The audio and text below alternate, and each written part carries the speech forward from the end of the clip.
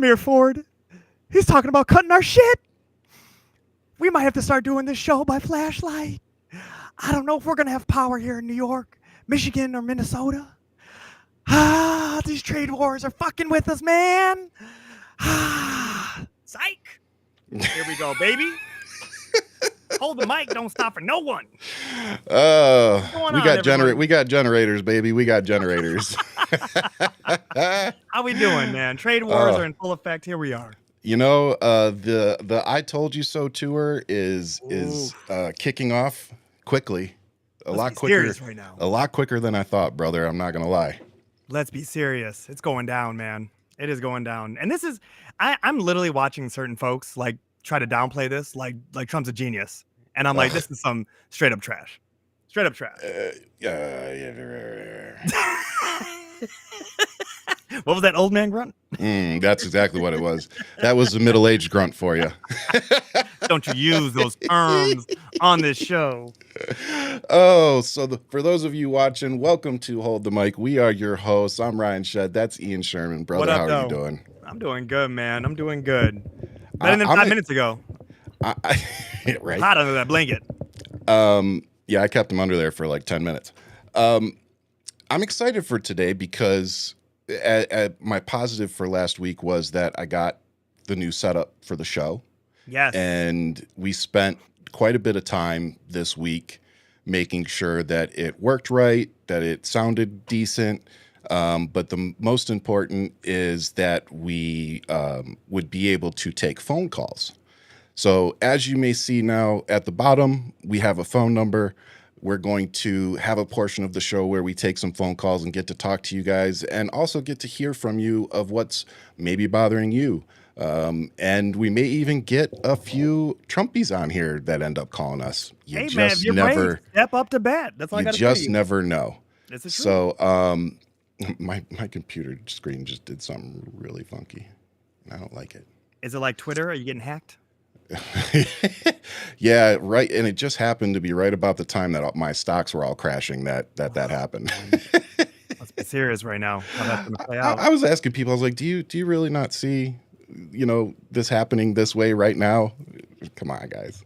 I'm telling you right now, there is the band on Titanic just playing, and here we go. And it's coming from Canada. Fact. Oh, God, it's so good to see you guys. We want to hear from you. Where is everybody watching from? Tell us in the comments where you're watching from. Angry Bunny, so good to see you. Big Brother, see you. Thank you guys for continuing to support us. Man. What's up, Jay? I see you out there. Glad you guys can make the jump with us. Jay, Ryan, you're a source of light and terrible season America. Oh, dude, I appreciate that. Ian helps me out quite a bit too. He keeps me mentally stable. Saves me on.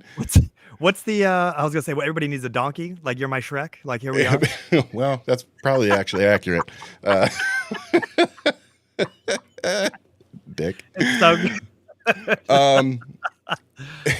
But no, seriously, as we move on to this next level, I'm really excited to be able to increase what we're doing, increase the megaphone that we have, but most importantly, also share our mic with other people for various different reasons. We've had Brian Shapiro on Pushing the Limits show that he does in Vegas. We had Marcus Flowers on a couple weeks ago. We've had Sadia on, Sarah Higginbotham, and just in case you didn't see on social media for some reason, I got into a little bit of a cat fight, we'll call it, with Enrique Tarrio. Claws were out. Were out. So Proud Boy Enrique Tarrio and I ended up getting into it the other day, which led to him agreeing to come on to Hold the Mic. So next week on Wednesday, we will be doing a live show with Proud Boy and January 6th organizer, Enrique Tarrio. Now, I know a lot of people, if you were watching this all happen on social media, you're probably going to expect me to just scream at this guy and just do a continuous Ryan rant on him. And so I want to get you all prepared that this is going to be an interview. It's not just going to be two people or three people shouting at each other and trying to shout over each other. I did tell him when we were communicating that, all the nonsense and bull crap aside, that I do look forward to hearing directly from him, what his reasons are. Tour guide through January 6th. Just hearing the Capitol. And hearing how he feels now, and everything that's happening now, is he still a supporter? There's a lot of questions that we look forward to asking him. So, right. If stay tuned to next Wednesday is a reality. Definitely tune in next Wednesday. But I will ask him if he's open to taking phone calls in case any of you want to talk to him. That's why I said we'll talk about that. Don't give away too much. Tune in next Wednesday and see what goes down. That's but if they know they can possibly call him. I mean, let's talk to him first. Yeah, that's what I'm saying. So, yes. But either way, he will be here, which we're excited about. We also have a list of people that we're bringing on. So, guys, we really are about to hit another level here, which is exciting. So definitely stay tuned. Make sure you hit that like, subscribe, so you don't miss anything. It doesn't matter what platform you're watching on. I know we broadcast to YouTube and Twitter and TikTok and everywhere. So doesn't matter where you are. Hit that like, hit that subscribe so you don't miss anything. We got a lot of stuff coming your way. Really excited about it. But tonight, it's just back to old school. Hold the mic. Ian and Ryan just bullshitting and hopefully a few laughs along this trying to make some wreck. sense of this crazy time. That's all it is. That's a reality. But for the listeners, I mean, the question is going to be when do we put the number out there for them to hear? But that number is going to be 520-477-2750. And again, 520-477-2750 for you listeners. We're going to be opening up these lines at some point. Do you want to test it tonight? Do you want to test it maybe in 2 weeks? What do you want to do since we have test it? What? The phone. Are we opening it up for individuals for tonight? No, I think we can try to open it up tonight here in a little bit. Let's get through about half the show and then we'll open it up. Those lines. That'd be exciting. Give us something to talk about. We shout out to Amy. Amy says she loves watching us. So we love all you guys. Thank you. Like I said, I love that you watch me, girl. I just feel like somebody's watching me. Because our wife sure as hell don't anymore. My wife hates me. Yeah, she's made that very clear. Made it very clear. She said, "What are you doing tonight?" I go, "The show that we moved." She goes, "Uh-huh." And she just walked away. There was no actually end of the conversation. Just walked away. Nope. That's usually how it goes. And then you're just left there sitting there going, "Honey? Babe? Kids? Dog? Anybody?" Nothing. It's just me, a blanket, and a flashlight. What did I do wrong? When you need it to be. You realize that? I'm just glad it's not during my jokes. That's all I got to say. There you go. If I hear one sound effect during my jokes, I'm gonna fight you. I will. I will literally. That's already coming. I've got 9 little pads here, all different colors, just shouting at me like, "Push me." Can I just say that you were like a child at the Willy Wonka factory? You didn't win. You definitely didn't win. But last night when we were testing the system, yep, there it was. And just like that, that's how it happened, guys. I just want you to know that we didn't even make it 10 minutes in, just like I told you. God, it's good to have new toys. I'm telling you. Good to have new toys. And it's good to talk about something other than politics for a minute. Yeah, this is what keeps us sane. Yes, reality. We have to laugh. But with that, a shout out to everybody keeping your crap together right now. Just remember that it's okay to take breaks for yourself. Listen to your body. Listen to your mind. It's really important for all of us right now, especially if, people like me. You guys know I'm very open about being bipolar and my mental health. It's a daily battle. So shout out to everybody out there, but especially people like me who you gotta find that balance, man. And when the world literally feels like it's imploding for everybody, it's even more important for us to latch on to those coping things that we've developed. For me, it's been coaching soccer and doing more with the soccer stuff. That's actually turned into my, my Zen activity that allows me to just kind of forget everything and, just gives me something else to focus on. So just find whatever works for you right now. With ASMR, if you don't check that out, that's something else that I like to use. It helps with my tinnitus as well. I find smoking crack under the Brooklyn Bridge helps me. But shit. That's me. Yeah. Well, that would explain why you're always late. You put it on me, really? Yeah, on me. You learning all those buttons. You gonna put it on me? Okay. All right. Hey, man. All right. Push the red button. Push the red button right now. Let's see what happens. Oh man! But with that, the opening skit was stellar. That was our night. That was our Saturday Night Live moment. I just wanted to, hats off to you, sir. Cold open. That was nice. I came up with that literally 5 seconds before the show. Yep, that was good. You're welcome, guys. But let's get into some serious business now. As many of you may have heard today, Donald Trump has doubled down on the tariffs with Canada, particularly steel and aluminum. So he has confirmed that we are implementing a 25% tariff on imported steel and aluminum from Canada effective at midnight tonight. Yeah. What do you think about that, brother? I think all jokes have a lot of truth, a hint of truth to it. And when I talk about that, and I think about Premier Ford and how they really upped the ante real fast to the point where they had to have a private off the charts phone call. Let's pull everybody off the edge. And everybody stepped down and said, okay, wait a minute. This is escalating extremely fast. I don't think this is 5D chess. I'm gonna tell you right now. If his believers, the cult following, really thinks that this man understands what's going on, he's paying attention to the stock market because he's been claiming it since November.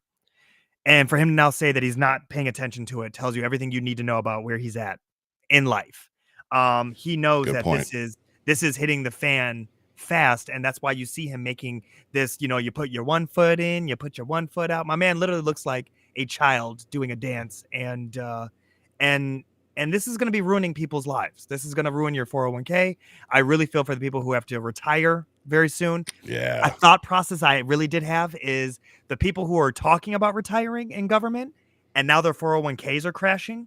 Like, I really want people to think about this. Like, how do you want to retire if you're not going to get the most amount of money out of your 401k? So now that's going to stop people from wanting to retire from government. So now it's just not making sense.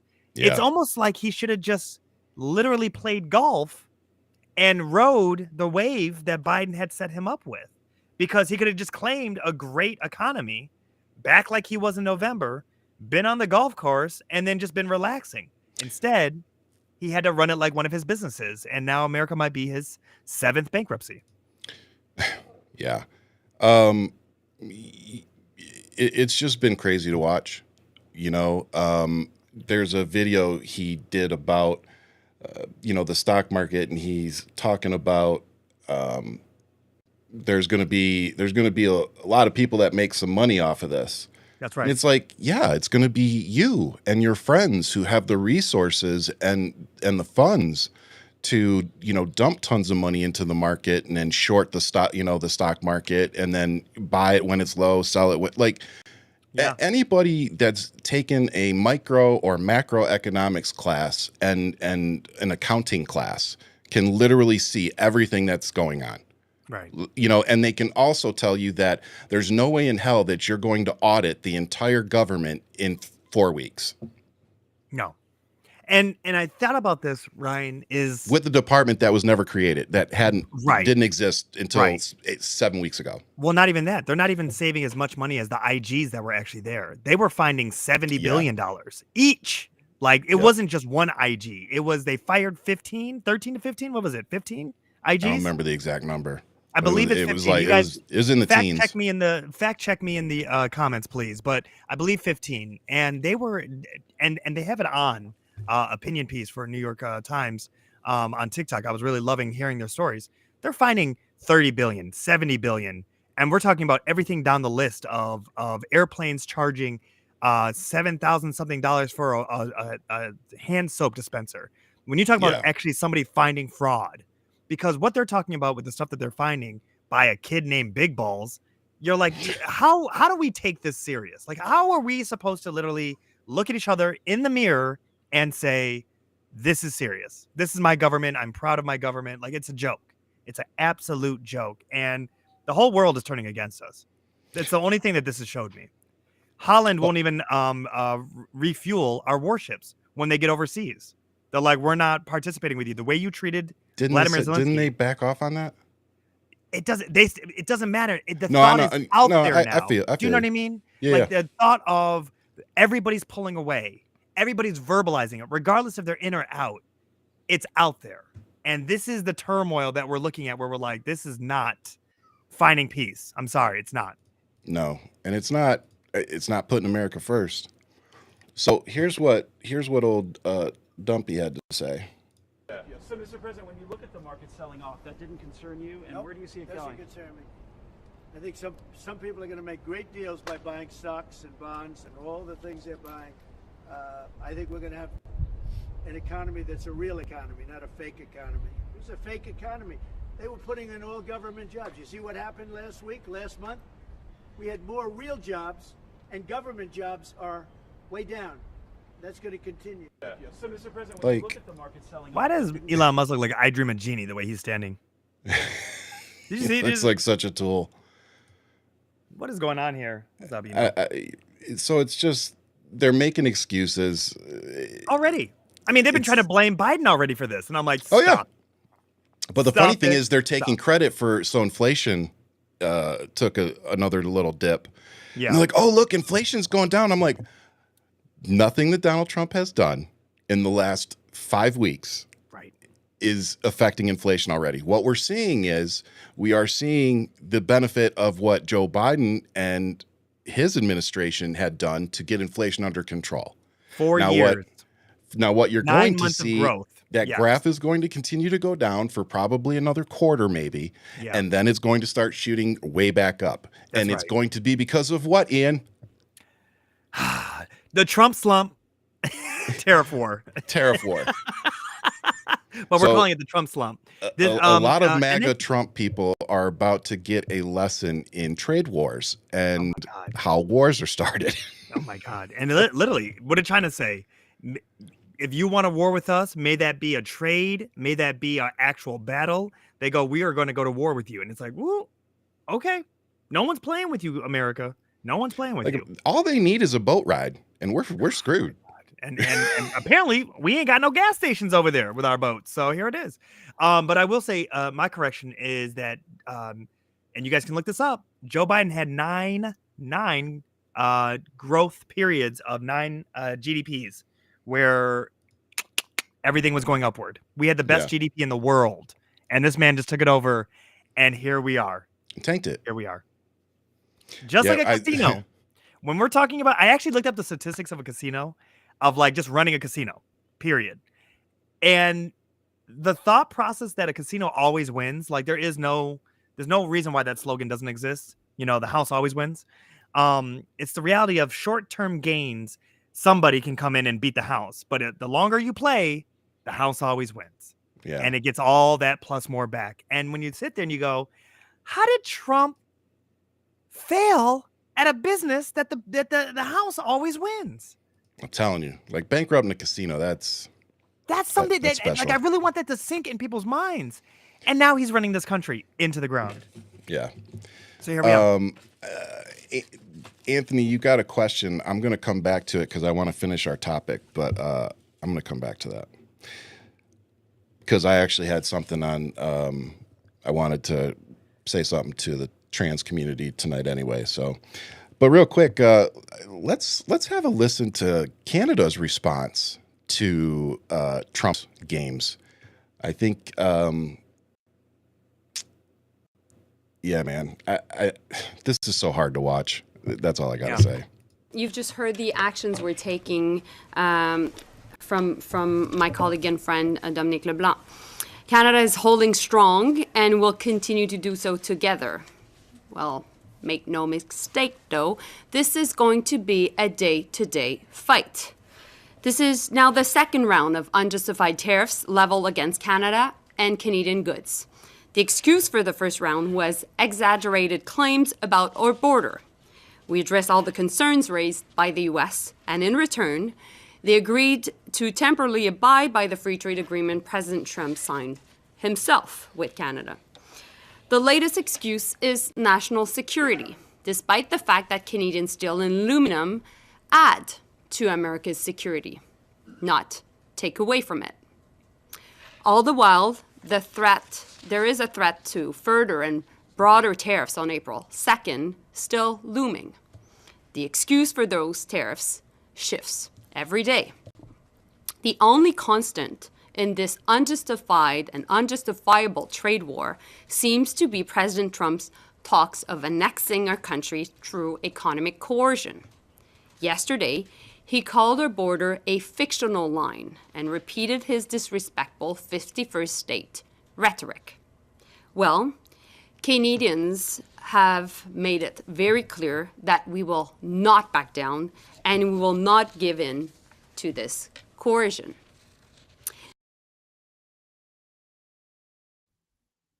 Ryan.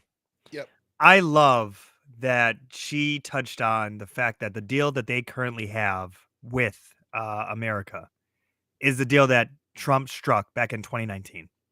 Exactly. So when this man is saying, who would have signed something like that? It was him. He doesn't know what he's signing. No.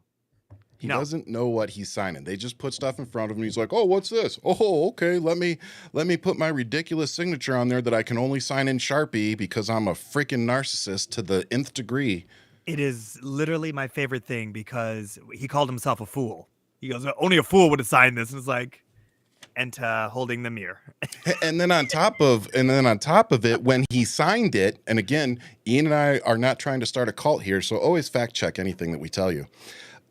When he signed that deal that he said only an idiot would sign, the moron signed it on the wrong slot. So he signed on Trudeau's line, and then he's like, "Oh, which one of this is actually the one that means something?" And Trudeau's like, "We all get a copy."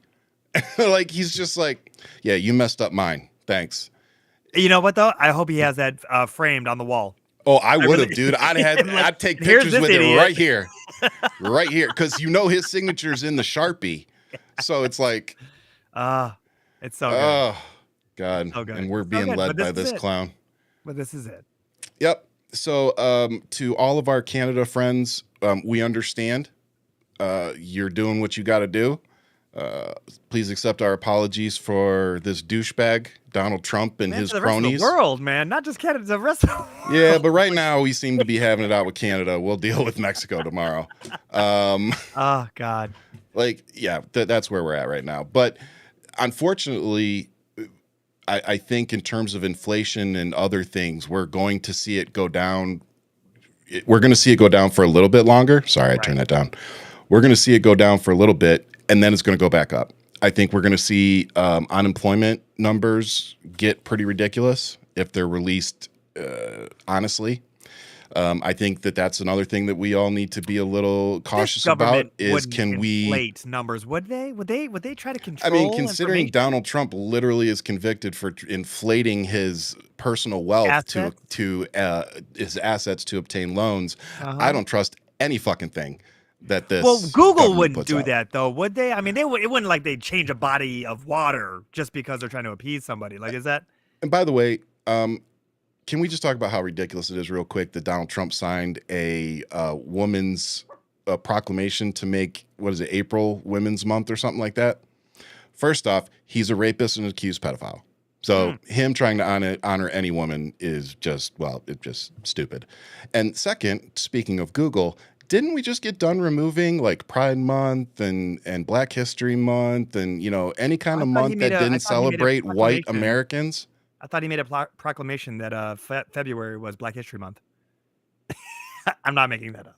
I'm not making. But Google removed it from Google the freaking did. calendars and Google shit. did, but I'm talking about Trump took credit for Black History Month. If you go back and look at what he did, Oh, yeah, well, whatever. he took credit for it. He takes like credit for Columbus. everything. Like Columbus. So okay, and then April is grabbing by the month. That's what it is. I guess. Okay. All right, here we go. The amount of, or the lacking self-awareness coming from this group of people is It's just rich. something. It's something I will never be able to grasp. Yeah. Like they have zero ability to look in the mirror and go, maybe I'm the problem. Yeah. Like maybe I'm wrong this time. Maybe Donald Trump's the problem. Maybe it's not everybody else shouting at me saying that I'm a moron. Right. Maybe it's actually the guy that I'm supporting. Maybe it's the agenda I'm supporting. No, that demands thought, and we know that there's an absence of thought with a lot of folks. You know, Yeah. some introspective, like just looking inward, real reflection is being called upon with what you just said. And I don't think they lack empathy, especially when they try to attack woke. Being woke is just to be empathetic. Let's be honest. To really think about other people, to pay attention to other people's causes, what's happening around the world. You know, having your head in the sand and yet calling Joe Sleepy Joe is peak for MAGA. Yeah, it really is. And with that, so Jody, we love you too. Don't make Ian jealous. He wouldn't like that. It's all good. I got my fans. You know, my mom's here. I'm not even worried about you, Jody. There you go. Ma Dukes. What up, Ma Dukes? So I like this comment. Do you mean what Doge is finding, that they have no inkling what it is, so they make something up like transgenic versus transgender? Transgender. That might needs to be a thing. I don't know if that's a thing. Talking about Caitlyn Jenner. Transgenic Bruce Jenner? Who? Yeah, well, that's what Donald Trump demands he be called. Yeah, that was interesting. So I want to see how that is handled. I do. So, but to the transgenic mice versus the transgender mice. If you don't know anything about this, go Google it. It's funny because what Donald Trump and Elon Musk and all of them used as a talking point was that the government spent $8 million on turning mice transgender. I wish I was kidding.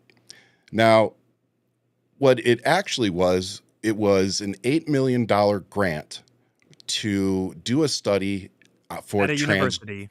for transgenic mice, which entails injecting cells into the mice to make their tissue more replicable to human cells, meaning that when they do any kind of tests on the mice for whatever the test would be, for viruses, whatever. Cancer research, anything. Exactly.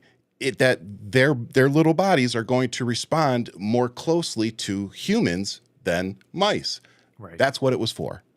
But when you have people in our government that were handed everything and probably were handed their grades in school, this is what you get. When you have people that can't be bothered to read 2 paragraphs of a summary of what something is for before they cut funding for it, this is what you get. Yeah. Yeah, this is what happens when you fail upwards. For sure. That's as simple as that. So now going back to Anthony, I told you I'd come back to you.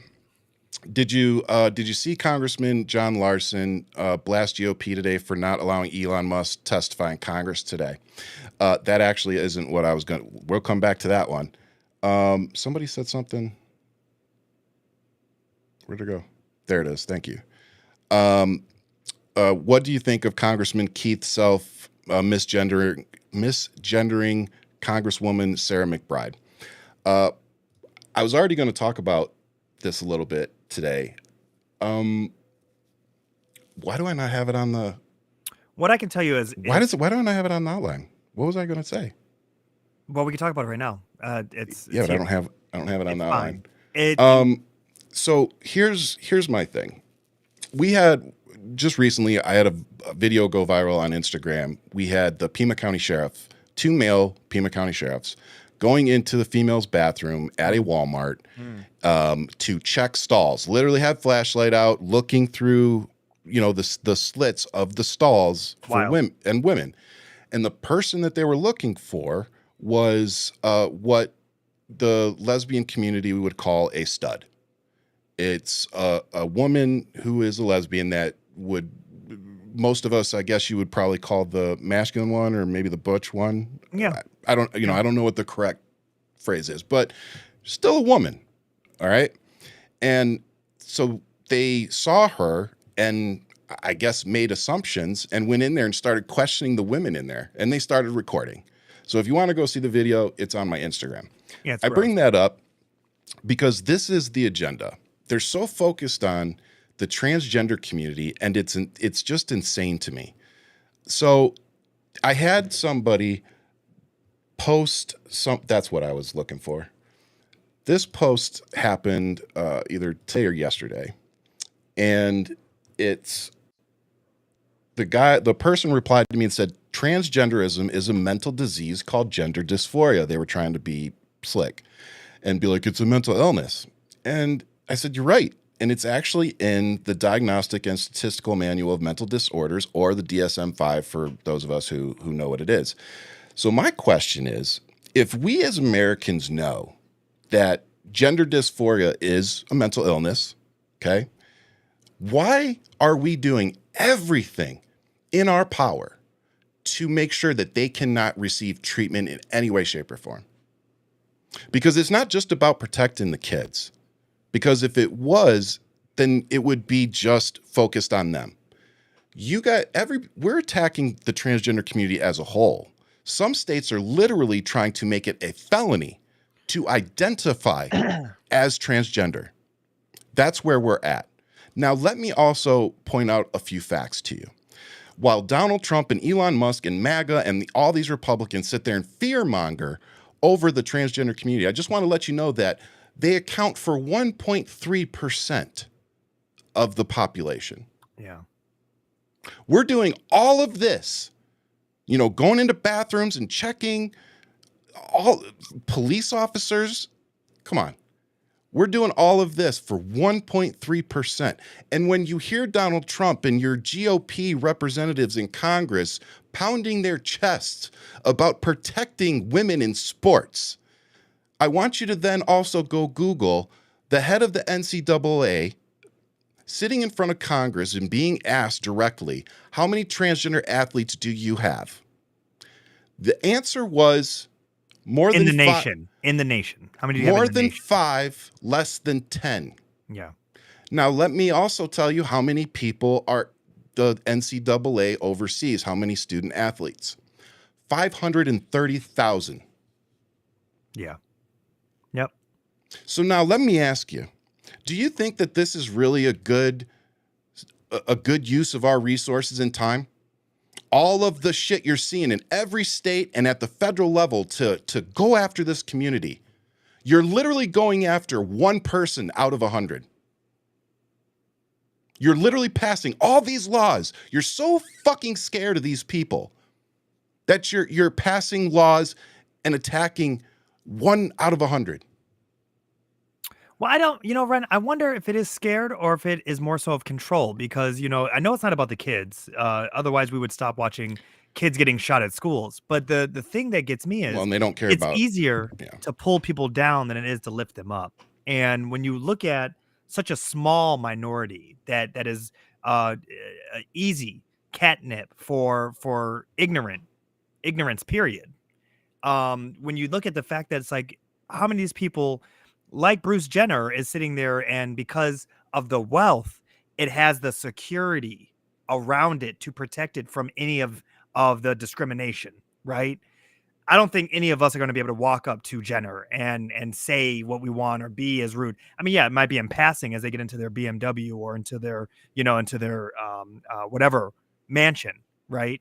Yeah. But somebody who has to actually walk to school or get to that one arena because they are the more than 5, less than 10 individual. Yeah. And you're sitting there and you're like, okay, so it really is about tearing them down and trying to control. Yep. That's what we're really watching unfold right now. And this whole video, which is really gross, I do highly encourage anybody to watch it, where this chairman addresses a sitting congresswoman, and literally call them a man, call them by their government name, and not by the name of who they are now and for how long they've been, right? Mm-hmm. They've been transitioned. This is not like, oh, I just did it last week. This is a first elected official. And when you sit there, what I have to say though is, I don't know if you picked up on it. Her response to it was everything to me, because he says Congressman blah blah blah, and then all you hear is Sarah go, thank you, Madam Chair. I just said small victories. Because she was just like, yeah, you want to misgender me? Like, it's not a problem. I got it right back. And it was actually, and this is the part I liked, it was the gentleman that was sitting right next to him that took the most offense to it. Because Sarah, Congresswoman Sarah, was like, I've dealt with this shit for a long enough time. I have thick skin. The gentleman next to the chair, Madam Chair, he's the one who stopped everything and demanded the respect be given. And that's our role. That's your role as a parent when you see it unfold at a school. That's your role when you're in the street at a restaurant and you see it unfold there. When you are in public and you see somebody being treated so unjust, that's your role. You stand up. The person may have thicker skin, but you stand up and let them see you got their back. Yep. Speaking of that, I have a video from an account that supports us, Dems Might. They put out some pretty good stuff. They shared something from CNBC, and I personally, like, as you hear, he says, I may be putting my job on the line here, but I think that's where we all need to be right now. I may be putting myself in a situation where I'm going to deal with some personal consequence from saying this, but it needs to be said. So I hope more people will start adopting this attitude. I'm going to say this at risk of my job, Kelly, but what President Trump is doing is insane. It is absolutely insane. It is about the 8th reason we've had for the tariffs, and now he's saying he's putting 50% tariffs on Canada unless they agree to become the 51st state. That is insane. There is just no other way of describing it. And the trouble, Kelly, is that it shows there are no bounds around President Trump. This is very different from the first administration, where there were people around him who seemed to, I don't know what the word is, but smooth over some of the edges now. And the other thing that's not talked about, Kelly, is what's going on within the administration in terms of how they're treating the Constitution and laws. I think all of that is bad for the attraction of. Yeah. I asked the question, Ryan. Go ahead. At what point does every American here not show up for work when we see that this place is going somewhere we don't want to be a part of it? At what point is our protest not to be in the streets, not to let them try to get us to be angry in a way that we are putting our bodies out there to fight their militia or anything, but to literally hit them in their pocketbook? I'm calling on an all-out element where it's strategic strikes. We're watching it happen with Target. We're watching it happen with Amazon. We're watching it where we are being very selective with our money and we are hitting them in their pocketbook, and it's showing. Look at Tesla failing. It's falling fast. This man lost $13 billion today alone of his own stock, portfolio. Yeah. And when you look at this and you think to yourself, what happens if Americans don't go to work for a day, don't go to work for a week, literally just pull out completely, and they just say, until this man steps down, until Congress does their job, we will not be showing up. We will not be earning that check. And I understand that there's people who are in dire need, but that's a part of community.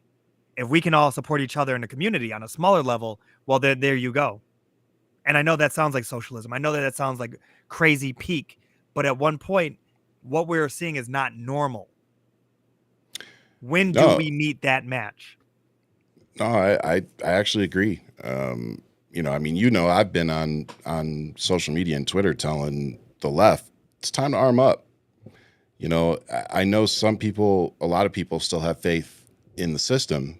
And my response is always, the system is what got us here. So, I think I'm not hating on anybody who's, figuring out whatever works for them right now. I think people need to be serious about where our country is at right now. We have We have people in Congress, and Donald Trump has installed loyalists in all the positions that would normally be the stopgap between fascism and us. Yeah. All those protections, like Ian said earlier, this isn't like the first term. This is different. Exactly like we talked about leading up to the election in November, which was what happens.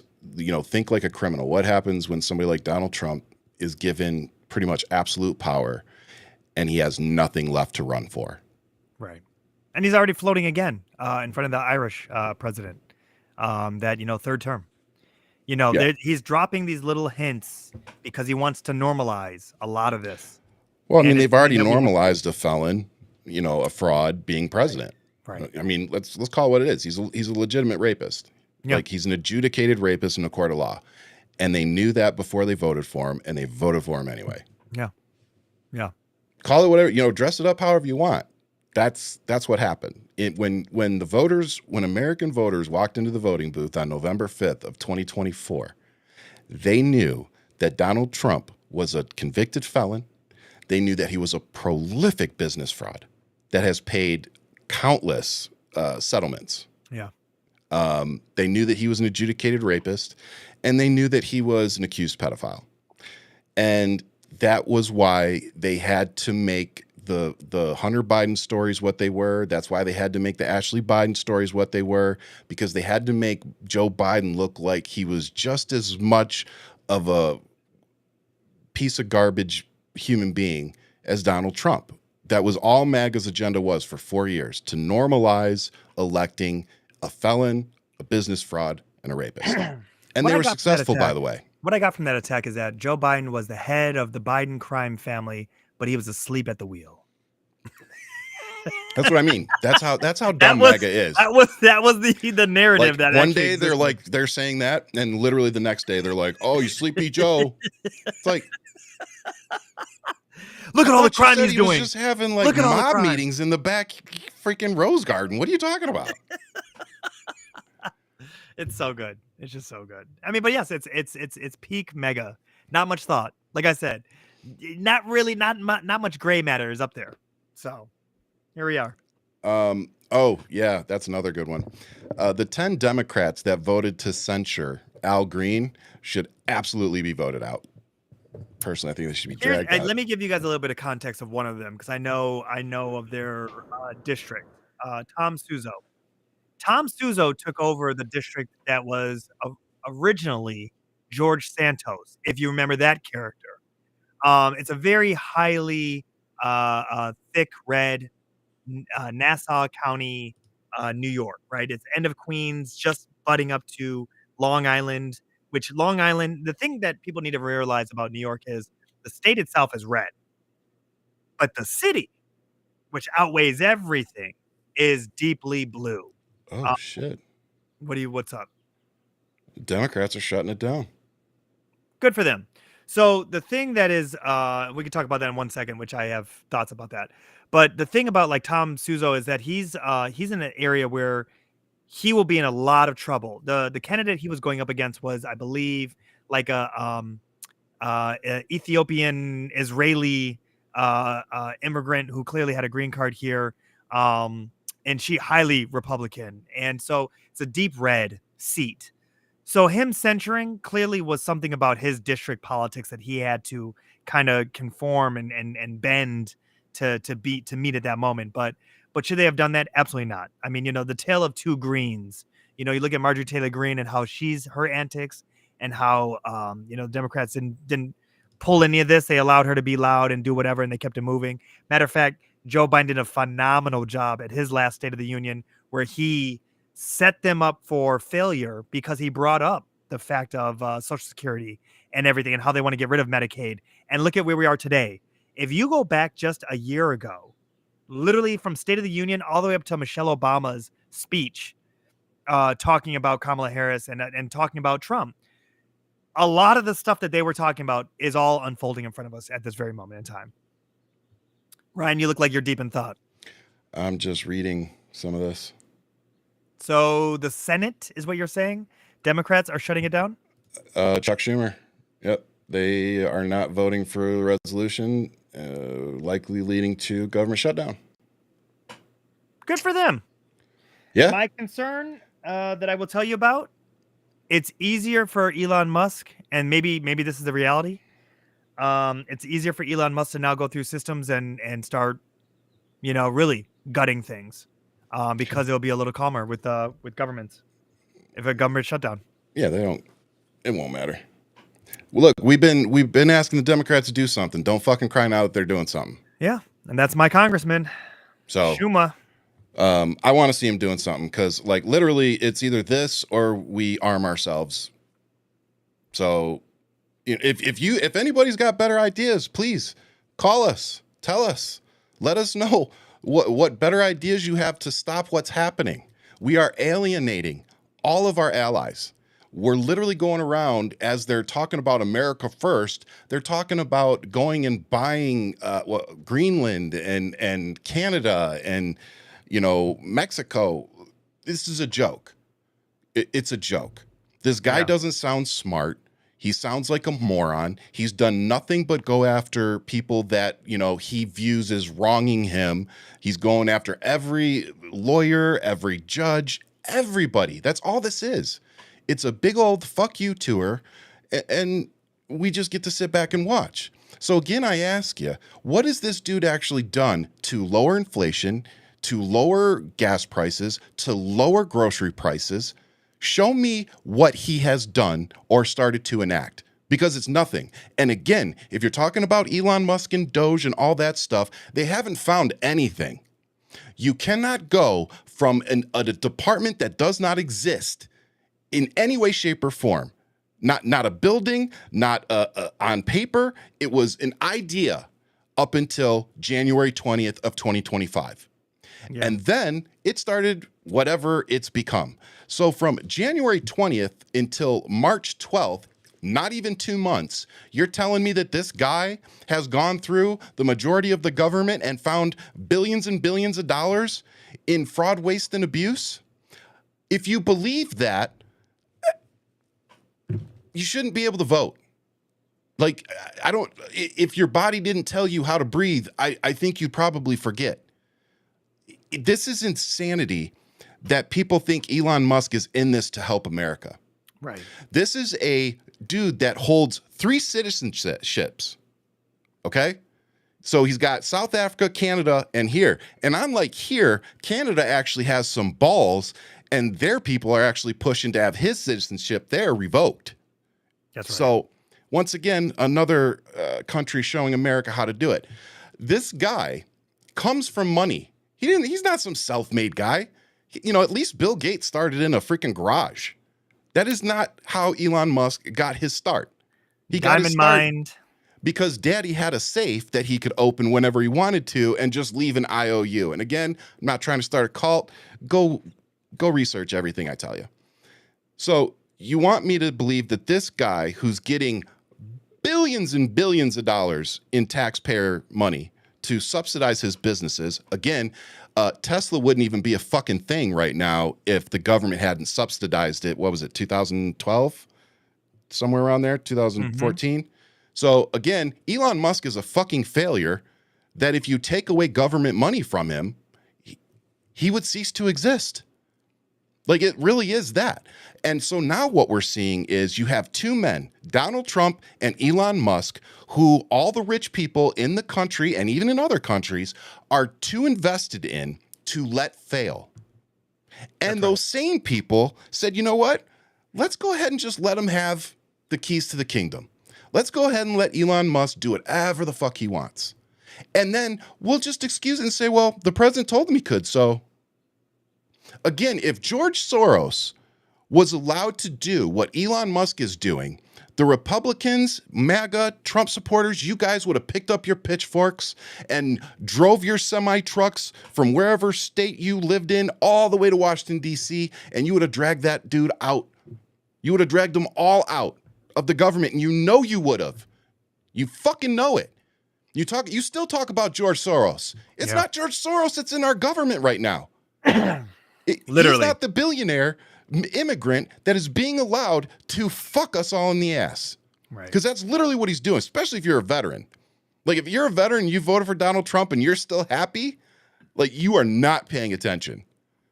That Agent Orange is creeping up on you if you're sitting there. I cannot believe where we are at. As a veteran, just as a man, I cannot understand people that I've had in my life that I thought were good people, smart people. And then it's like you see them buying into the lies, the misinformation. It's like, do you even like go read? Do you even like bother to go check if Donald Trump is telling you the truth? More importantly, do you ever sit down and listen to him and listen to the content of his speeches? Right. Like, he just makes vague statements. He doesn't give any type of detail. And again, if you're talking about fucking Doge, why don't you show us something? You haven't showed us anything. You developed a website that you put a bunch of information out there for, and then you have to keep taking it down because it turns out to be bullshit. So again, going back to what I said, there's no way that you start 5-6 weeks ago with a whole department that didn't fucking exist and make it through half or 3/4 of the government systems and come up with billions of dollars in savings. If you believe that, you are a fucking clown and likely the reason that we ended up with Donald Trump back in the fucking White House. Ryan Rant, baby, we're back. Yes. Angry Bunny called it too. Great job being your bunny. Miss you. Ryan, I think you're absolutely right, spot on. And the thing that I always encourage anybody is look at the court cases. Trump is losing court case after court case right now. Still. And of course, the news is not really producing a lot of this information, as in it's not making front page, because that's the tactic of Trump. I'm buying Greenland. That makes the news. I'm doing these tariffs. That's making the news. You know, all this. I'm not doing tariffs. That's making the news. But it's like you look at all these court cases of people who are literally suing him and getting their positions back, or literally delaying whatever the inevitable is, but they're literally holding things up in court. Here's the biggest thing about Doge. They haven't brought one case to Pam Bundy. They have not brought one case to prosecute when they talk about fraud. Yep. It doesn't exist. If it was really fraud, now don't get me wrong. If they disagree with how things are being spent, that's a different conversation. Yeah. That's not fraud. If you want to talk about literally the bills that were passed, the actual American spending that went through the House and the Senate and then signed by the president, and now it's there, and the allocation is supposed to be then sent out. That payment should be going to where it has to go. Guess what? He lost that in court. They had to pay the money to USAID. And it's just like, it's one of those things where you're like, you guys can't hide all of this information. But at the same time, it takes you just taking that one extra step to go look for it. Now, Yeah. I don't know who's hurting and why they feel that they need their savior to be Trump. That's a whole different deep dive that we could get into. But when you see what's unfolding right now, and you see the people who voted against their own interests, the farmers, the veterans, senior citizens, you know, hell, let's go there. The Latin community, the Muslim community. When you see a number of these aspects that are there, and then you go, well, what did you expect? You had 4 years of him. He literally was lying about COVID. He was telling you to use bleach. He was telling cruise ships, do not dock in America. I don't want these numbers on my resume. You guys, go back and look at it. He had a cruise ship stay off port as long as he could, so those numbers were not a heavy wave of COVID because the whole ship was infested. Yep. Go look it up. Yep. This man threw paper towel to survivors of one of the worst hurricanes to hit Puerto Rico, and he made it look like the worst Kobe shot ever. That's Yep. the level of his empathy. He does not and will never, ever see the world through your eyes. You are peasants. He only wanted your vote, and that's what he said. I only need your vote. That's it. I mean, he said a lot. He also said that he rigged it and whatever else. But hey, what are we supposed to believe? No, he said he didn't need their vote. One day he says it. He said it one time. All I need is your vote, and then you don't have to vote ever again. And then he says, I don't need your vote.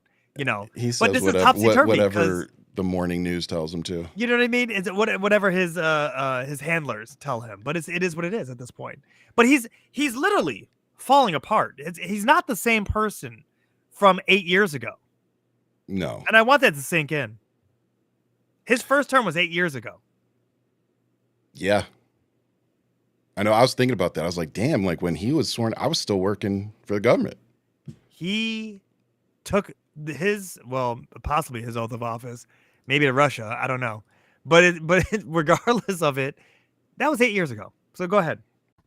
And what responsibility do you feel to the civil servants? And what responsibility do you feel to the civil servants who have now lost their jobs? Many of them worked at the Department of Education during the first term. Sure, I do. I feel very badly, but many of them don't work at all. Many of them never showed up to work. Many of them never showed up to work, Kelly. And what responsibility do you feel? Like, that seems to be his answer for everything. Oh, well, they just never showed up. Really? Or was it that they were teleworking and you didn't like that? I mean, to me, that might be a generational thing. They didn't have access to the internet. He barely probably understands how the internet works. Do you know what I mean? Like it's one of those things that I see it. I see it today where people are like, well, you need to be at the office. It's like, do you? Because I can get a lot more work done here. Well, the only difference is it goes against your system. I'm not spending all this money on gas. There I'm not you spending go. money on lunch. I'm not doing That's all these what it's things. about. It's wasting office resources, not paying your commercial real estate. So all these things have now changed the entire system. The reality is, here we are. I can work from home. I can write off on my taxes that I work from home. You know what I mean? There's things that are benefits that are there. Yeah. But here we are. It all comes back down to the mighty green, ladies and gentlemen. Well, and here's my question. Why is it that Elon Musk gets to bring his kid everywhere with him? And does he ever wear a suit? Can somebody get Marjorie Taylor Greene's boyfriend to ask this dude if he ever wears a freaking suit? He wore like a suit putting to a the coat. Union, and that was it. That's not a suit. He's got a freaking T-shirt on, State of the Union, I'm saying. That's the only time I saw him in it. covering up his freaking hair plugs. I have to say, he really does resemble Dr. Evil with the mini-me. Like, it really is comedic when you look at some of this, the combination of him and his son everywhere. It really does give that evil vibe. But it's like, I show that because he brings that kid with him everywhere. Yeah. Now, granted, he has 13 other kids, but we only see this one with him everywhere. I'm going to go ahead and say it. I think that's a clone. Who knows? I mean, he didn't sleep with any of these women to get him pregnant, so it's very possible. I'm just gonna say it. All right, he wants to go to Mars. This is his clone. Send him. I'm telling everybody, and from here on out, anytime I post anything about Elon Musk, it is gonna be Dr. Evil and Mini-Me, and I'm telling my kids, this is Elon Musk. This is the man who made the Tesla. Well, so I just want to Cybertruck. remind everybody that Donald Trump signed an executive order to make it so that federal workers couldn't telework anymore. And Elon Musk has been working in the private sector to make sure that people don't telework anymore and that businesses don't even allow teleworking as an option. That's right. And one of the reasons, or the main reasons, is, like you said, or as Ian said, when you have buildings for office space in places like New York and other cities, and all of a sudden you don't have people coming to the office anymore. Now you have these rich people who own these very nice big buildings in cities, but they don't have anybody to fill them with. No tenants. And that is the main reason why these rich billionaires who, if you go look, half of them are landlords that own property and buildings and rent out. That is why they don't want you working from home. But the interesting thing is that Elon Musk gets to bring his kid with him everywhere, but do any of his employees get to bring their kids to work? Does Elon Musk provide any type of daycare at any of his facilities for his employees to bring their... So apparently Elon Musk gets to work remotely and bring his kid with them and not pay daycare, but apparently average American workers don't get that, and he wants to not only he wants to make sure that you don't get to do that because he's going to penalize you He'll either I wanna fire know- you or he's going to make it so that your life is a living hell. So I want to know about my man's child support, because every woman that he has, the four of them, are getting child support. But I know that there's been some rumblings about him trying to have Texas laws, which are more conservative, of course, and not as giving. Well, here's my thing.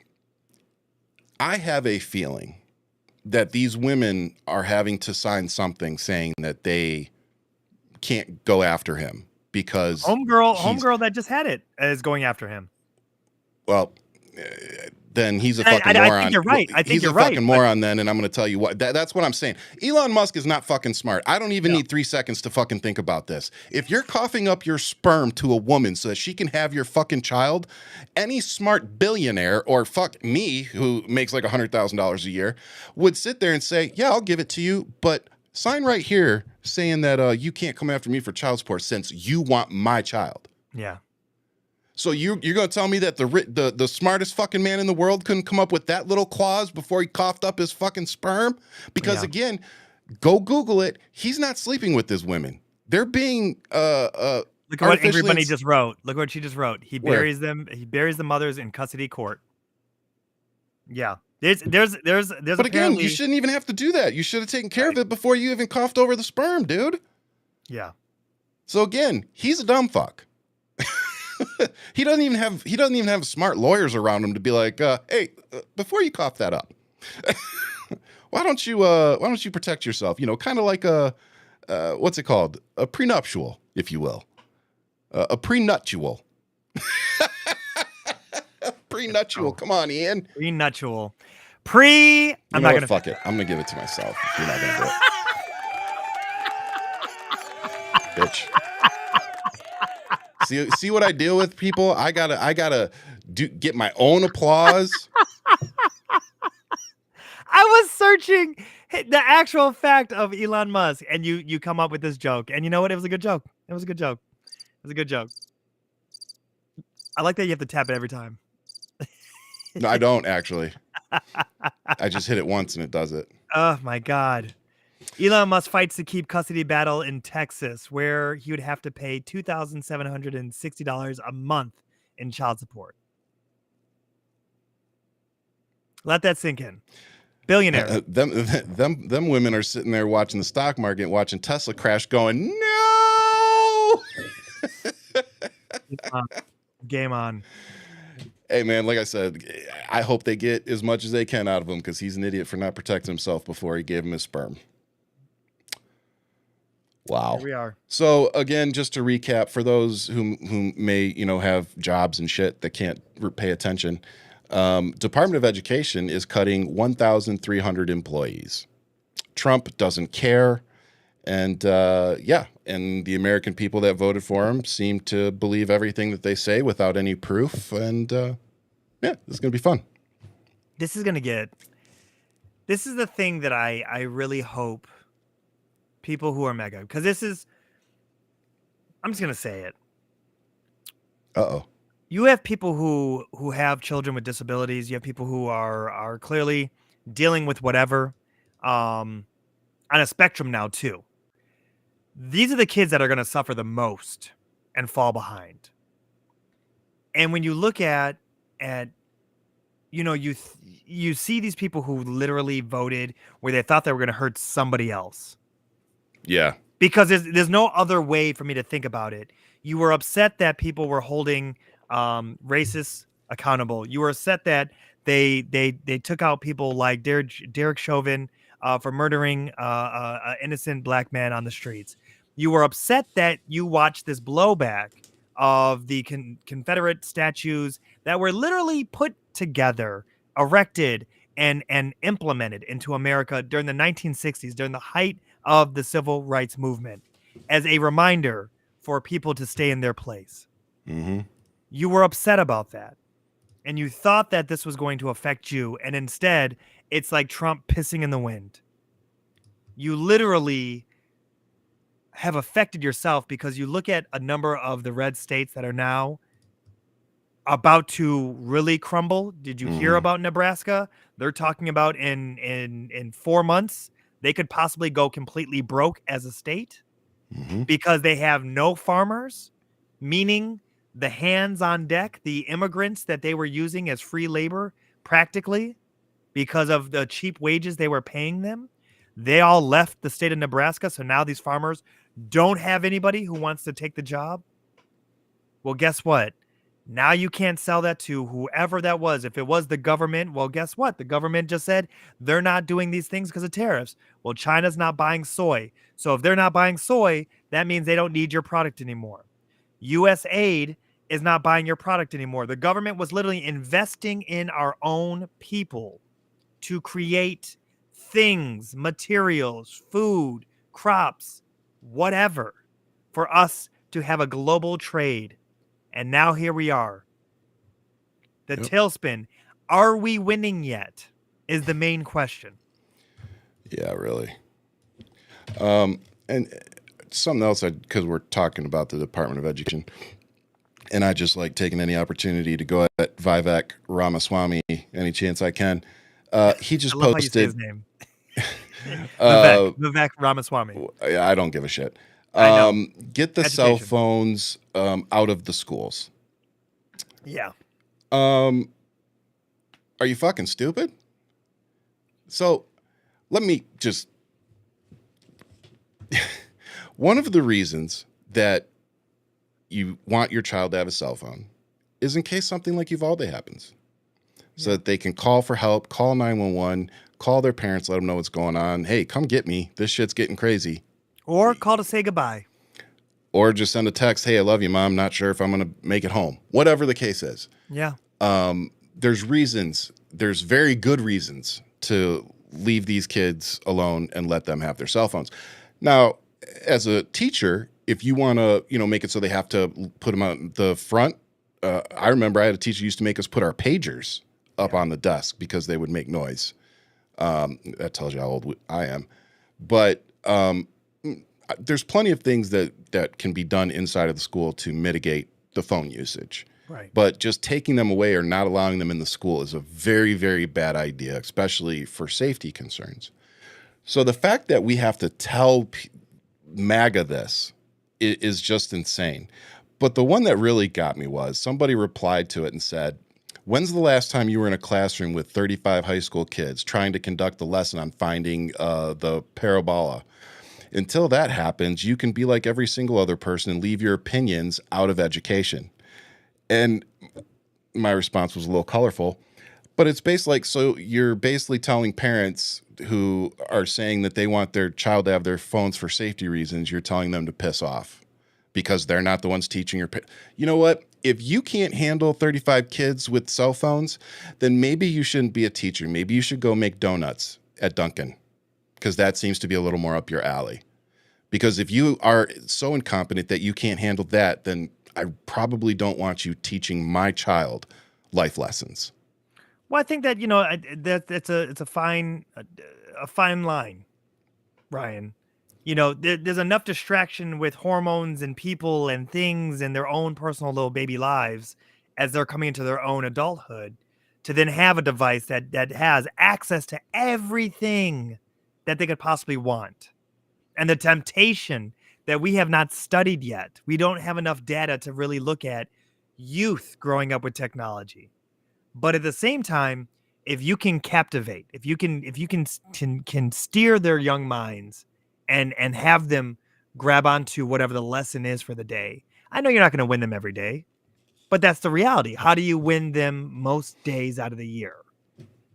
But if it's a safety reason, issue, and you need it for that reason, okay, it stays in your bag. If I see it, I'm going to hold on to it. You make an example out of one child. Your phone is my phone now until your parents come here and pick it up. Because now every other kid's, I'm not going to get caught with my phone. You know what I mean? Like Exactly. there's that moment that's there. But that's you really kind of like taking charge of your classroom. But let's look at Vivek's children. Lives in Ohio, and the school system that he's in is probably not some small public school. I don't know where his kids go. I don't know what age they are, if they're age appropriate for to be in that kind of conversation. I just know that he's also equally an extremely wealthy person and has a line of success that's there that he can hide behind for his children. He's not dealing with everyday Americans. He's also the dude that went on the record saying that Americans are stupid, and that's why we have HB1 visas. Why he doesn't work in Doge anymore. You know what I mean? So it's like he doesn't really carry much weight for me. Yeah. And I'd be remiss if I didn't just remind us what we could have had. That was incredible! Thank you. Thank you all. You were the best. These folks don't want to be involved in politics. They want to teach kids. They chose this profession because it's what they love. And now they've been thrown into the middle of this absolutely ridiculous fight. And it will go just as well as the tariffs have gone, just as well as the stock market's going, just as well as egg prices have gone. But this time it's our kids and it's their livelihoods. So we're here to say in Minnesota, enough is enough. Yeah. You know, I'm sure Somebody Disney's coming up with a what if Kamala Walsh, kind of situation. Yeah. Somebody said you should never be a teacher. 35 is impossible. Well, first of all, I don't know if 35 is a number. I remember like 20, maybe 25. Hey man, you guys, like I said, you guys come up with whatever reason to take away shit that you want, but telling parents, piss off if you're not the ones teaching. Yeah, that's the MAGA attitude, isn't it, though? I mean, it's literally, I just watched the head of the Department of Veteran Affairs make himself look like a complete clown, saying, oh, I wish the news would stop saying, rumor has it, blah, blah, blah. It's like, dude, that's all Donald Trump and the Republican Party do. And what do you expect us to say when that's all you're putting out? Like, you literally are talking about cutting 80,000 jobs, and then you're complaining because news agencies are writing about the rumor that you're cutting 80,000 jobs. Like, you literally talked about it yourself, you dumb. Yeah. Kaz Riley is touching on exactly what I was talking about, Ryan, about the special education programs. Oh, these are the people who are going to lose. They don't want to be responsible for them at all. Yeah. And this is the reality that you're going to see who suffer first and the worst, and I have nephews, nieces, on the spectrum. And when you look at the spectrum, Elon's on the spectrum, right? Einstein was on the spectrum.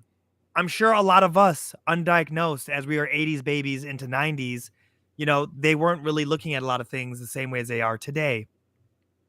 And you look at how some people are not in a better situation.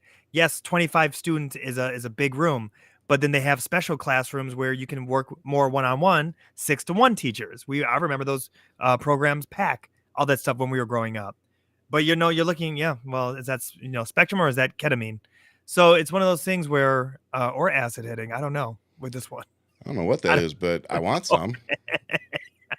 Like, wherever he is, he wasn't there. I knew I saw him from somewhere. That man was right there under the Brooklyn Bridge with me when I was doing crack. Here it is, man. Just tweaking. But it's one of those things, when you really keep that in consideration about who is going to suffer from this and how that's going to really play out long term, And I can't stress it enough. Special elections right around the corner. Midterms. Number one thing we gotta keep our eye on. These are the things that are going to really put a dent in this administration and start creating the roadblocks necessary. Yeah. You know what else I didn't have on my bingo card was Former President Trump has proposed a 200% tariff on John Deere tractors if they're made in Mexico. Are you concerned that some of these tariff proposals by the GOP nominee could drive up costs for consumers or hurt bourbon exporters in Kentucky, for example? Yeah, I'm not a fan of tariffs. They raise the prices for American consumers. I'm more of a free trade kind of Republican that remembers how many jobs are created by the exports that we engage in. So I'm not a tariff fan. Former President Trump has proposed I'll tell you, Ryan, is that there's nothing about Mitch McConnell that shocks me or is even on a bingo card because, he failed America without impeaching, right, for sentencing in the Senate of Donald Trump during this the January 2nd. by him trying to play by the rules of giving it to the court system, and then watching the court system say, well, because they didn't do it in the Senate. We saw that little dance. I think that is something that, and I know he doesn't believe in looking backwards. He's just plowing forward, and he's done. He's not running again. So this is going to be a different Mitch. This is Mitch who is literally one step out, clearly falling over. Like, it's a different individual that we're dealing with now. He's not the strategic mastermind that he was 10 years ago, right? This is an individual who is absolutely on the front lines of butting heads with Trump, and he doesn't care. Yeah. It's over. You know what I mean? Like, it doesn't matter what, and he's a lame duck in his own party. Yeah. So he doesn't even have the power that he once used to have. So It's like, yeah, Mitch is going to tell the truth because he's on his way out. He doesn't care. Speaking of on the way out, we have Senator Jeanne Shaheen, the senior Democratic senator from New Hampshire, who came out today and announced that she will not be running for re-election in 2026. So this creates an open seat in a battleground state that former Vice President Kamala Harris narrowly carried in November. So, and then on top of that, we had a member of Congress pass away, a Democrat pass away the other day. Yep. So this is not something that you wanted to see happening right now for liberals and Democrats. But, hopefully we can run these. But you do. No, Ryan, no. I do want to see this. Why? I want to see the boomer generation go away. With respect, I want to see younger people now, because our generation is not right now in Congress at all. You have Jasmine Crockett, AOC, handful of others. Not many people who are actually being represented by our Congress are in Congress. The boomer generation, by all means, they're there. Everybody's aging out. Some of them are in old folks' homes, and no one even knows that they're not showing up to work. And you can't say that they're working from home. They didn't even know that they weren't even around. These are real stories. I'm not disagreeing with all that, but I don't think... It's time for our generation to get in the fight and show up to work at Congress. Well, I'm calling for it. I'll agree with that if they win. But if they lose, then we're going to be even more fucked than we are right now. So Republicans have a younger party, hands down, than the Democratic Party.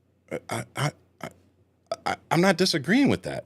We're dealing with a fucking fascist right now, and like the slimmest of majorities. We don't need any fucking seats to be up, and we really shouldn't have any incumbents bowing out. Like, no. But there if anything, are we need to get the young people that you're talking about need to be going up against the fucking Republicans and getting them out, not other Democrats. I'm saying seats are opening up, and therefore it's going to open up for young talent to jump in. Yeah, and I'm saying that where we're at right now, looking at World War III and tariffs and a fucking trade war, that now is not the time to be playing that fucking game. But of course, Democrats and liberals won't listen to me because, I've just been right about fucking 90% since 2 years ago. So I've been telling you this is what the fuck was going to happen. I've been telling you that this is exactly what MAGA was going to do. And now we got Democrats that want, and by the way, can we stop running away from shit? You guys want to run away from every platform. Oh, I'm not going to go on X. Oh, I'm not going to go on Facebook. Oh, I'm not going to go on Instagram. Oh, I'm not going to go on Threads because Zuckerberg and Musk own it. You're running away from the fucking fight. Stop it. It's the same thing that we look back now, looking back on Kamala Harris's campaign, saying, you know what? She probably should have done Joe Rogan. You know what? She probably should have done a few more of those right-wing podcasts. We need to fight the fight. But more importantly, we need to maintain what we have now and go after seats we don't fucking have already. We got enough shit we got to deal with and enough campaigns we got to run. We don't need people that already have seats, that already are incumbents, being like, I'm just going to bow out and let somebody else do it. Hopefully a young person steps up and is able to beat whoever the fuck the Republicans are going to put all their money into to win this seat. The congressman who just died was inaugurated, voted in. I'm talking about this woman walking away from her seat. She's not the only one. I know she's not, but there's also Republicans who are walking away as well.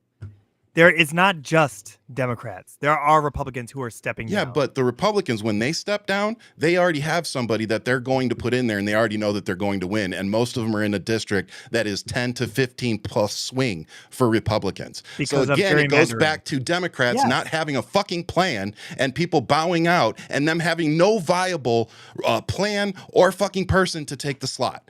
So Well, my what you're question would be, touching on- okay, so we've got Jeanne Shaheen. She's bowing out. Who's your replacement? Who's the Democrat? What's your plan? Because she's already announced she's stepping out. So you should already have who the Democrats are planning on running and already be running this campaign. So who the fuck is it? You're not wrong about that. But you got to let the news do what the news does. The news was she's stepping down. Yeah, letting the news do what it does is how we got Donald Trump back in office. I'm kind of tired of letting the news do what it does. Well, the news with Donald Trump is they cannot help themselves because that's catnip for whatever. He's going to steal the airwaves. But with this in general, you bring up a great argument, which is where the Democrats really fail. They're not bringing their talent up front, i.e. the Jasmine Crockett's, the AOCs, who are really in tune with what's going on in today's fight. Even Al Green, he stood his ground at that State of the Union, and he said, I knew exactly what I was doing, and I knew that I was going to have to walk the walk. And what did 10 Democrats do? Some of them young? You're not wrong. What did they do? Tell them. Tell the people. Join the Republican Party to censure their own. To slap him on the fucking wrist and say, yeah, we don't think he should have done that. We don't think he should have stood there and told a convicted felon, a prolific business fraud, an adjudicated rapist, an accused fucking pedophile who's tanking our fucking economy and hasn't delivered on anything that he's done. And now is calling for Thomas Massie to be kicked out because Thomas Massie actually had the balls to stand there and say, you're not delivering on what you promised us, the Republicans, the MAGA people. You're not delivering. So no, I'm not going to vote for that. And what does Donald Trump turn around and do literally an hour later? He puts out a post saying that they need to remove him from Congress because he had the balls to tell him no. Yes. Yes. And that's the thing. That's a glimmer of hope within the Republican Party that they will not be a cult. Well, and we'll see. No, because we'll see. Yeah, no. The Massey is not a glimmer in the Republican Party, but in this one Not saying instance, that, it was very that's all interesting. it takes is a spark, Ryan. It takes a spark, and it's starting to show because even when you see the fighting that Elon Musk cannot sit there and say that he's running Doge, then them saying he's not running Doge, then them say he is running Doge, and then to see little Marco Rubio find his kahunas to step up and say some things and behind closed doors. So Angry Bunny brought up, I'm glad you brought this up. Have you seen Gavin Newsom doing shady stuff with Charlie Kirk and his whatever the name of his podcast is? I really don't care. So Gavin Newsom started a podcast, and the first person that he had on his show, not Jasmine Crockett, not AOC, not anybody from the Democratic Party trying to stop Donald Trump. Nope. His good idea was to bring Charlie fucking Kirk on. An extreme right-wing lunatic and racist, by the way.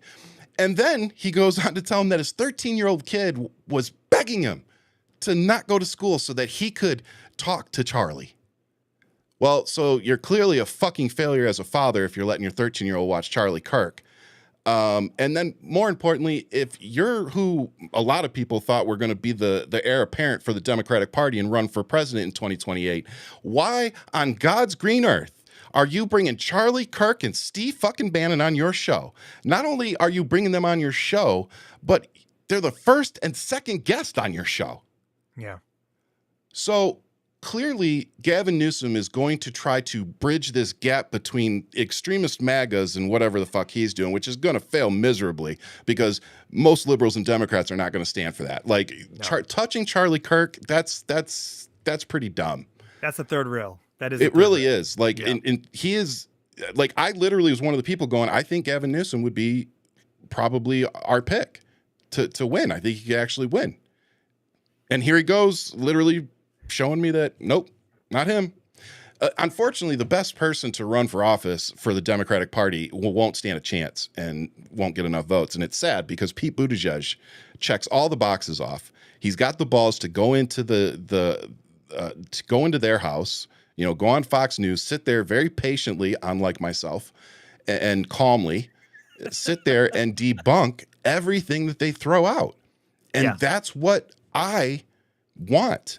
I want that from my leader. I want somebody that's cool, calm, and collected, and that can sit there and take whatever they throw at him or her and debunk it live on air while they're in their house. That's what we want. That's what we need. So this mentality of running from all these platforms and saying, oh, well, we're protesting the platforms. That's great. Problem is you're also leaving the fight and leaving it and letting them have it all and push their narrative with no pushback. Right. And that's the problem that I have with it. It's like, I get it. You don't want to put money in Elon Musk's pocket. I get it. You don't want to put money in Zuckerberg's pocket. I get it. But there's a bigger fight here that we need to be focused on more than just protesting Elon Musk. So I guess my hope is that you'll see. It's not just Elon, though. Target just got it, too. I mean, they're really showing that we're hitting people in the pocketbook. I think that's a little, I think those are two different things. I'm not saying that, I'm not comparing protesting something like Target for what they're doing or a company for their anti-DEI versus running from social media and refusing to fight back politically against the political accounts and Elon Musk and Charlie Kirk and all those people that are not on Blue Sky or that you don't get anywhere near the reach. That's what I'm talking about. They're not the same thing. But see, now with people leaving, Ryan, because this is the part where I look at people having to keep their peace. They're not looking for it. They don't want to engage. They're not interested. But that's not what they're doing. They're going to another platform and they're still doing exactly what they're doing. They're just like, oh, I'm just not going to do it on Twitter because I don't want to give Musk money. Well, okay, but you're walking away from the fight. Whatever your justification and reason is, and I'm not, and again, beginning of the show, protect your mental health. Do what you got to do. Listen to your body, listen to your brain. Not what I'm saying. If you're running and you're still fighting, you're still pushing the agenda, you're still being a liberal, still being a Democrat, still fighting, but you're running from all these platforms simply because of who owns it, and you're still posting the same shit that you normally would have been posting on those other platforms. Yeah. You're not just protecting your peace, you're running from the fight. But see, and maybe it's me talking from a personal standpoint. When I watched the racism spike 500%, you can go look at the articles of it happening on Twitter, now X. You look at that and you go, I don't need that in my diet. I'm still here to fight. I just don't need that in my diet. So block the account.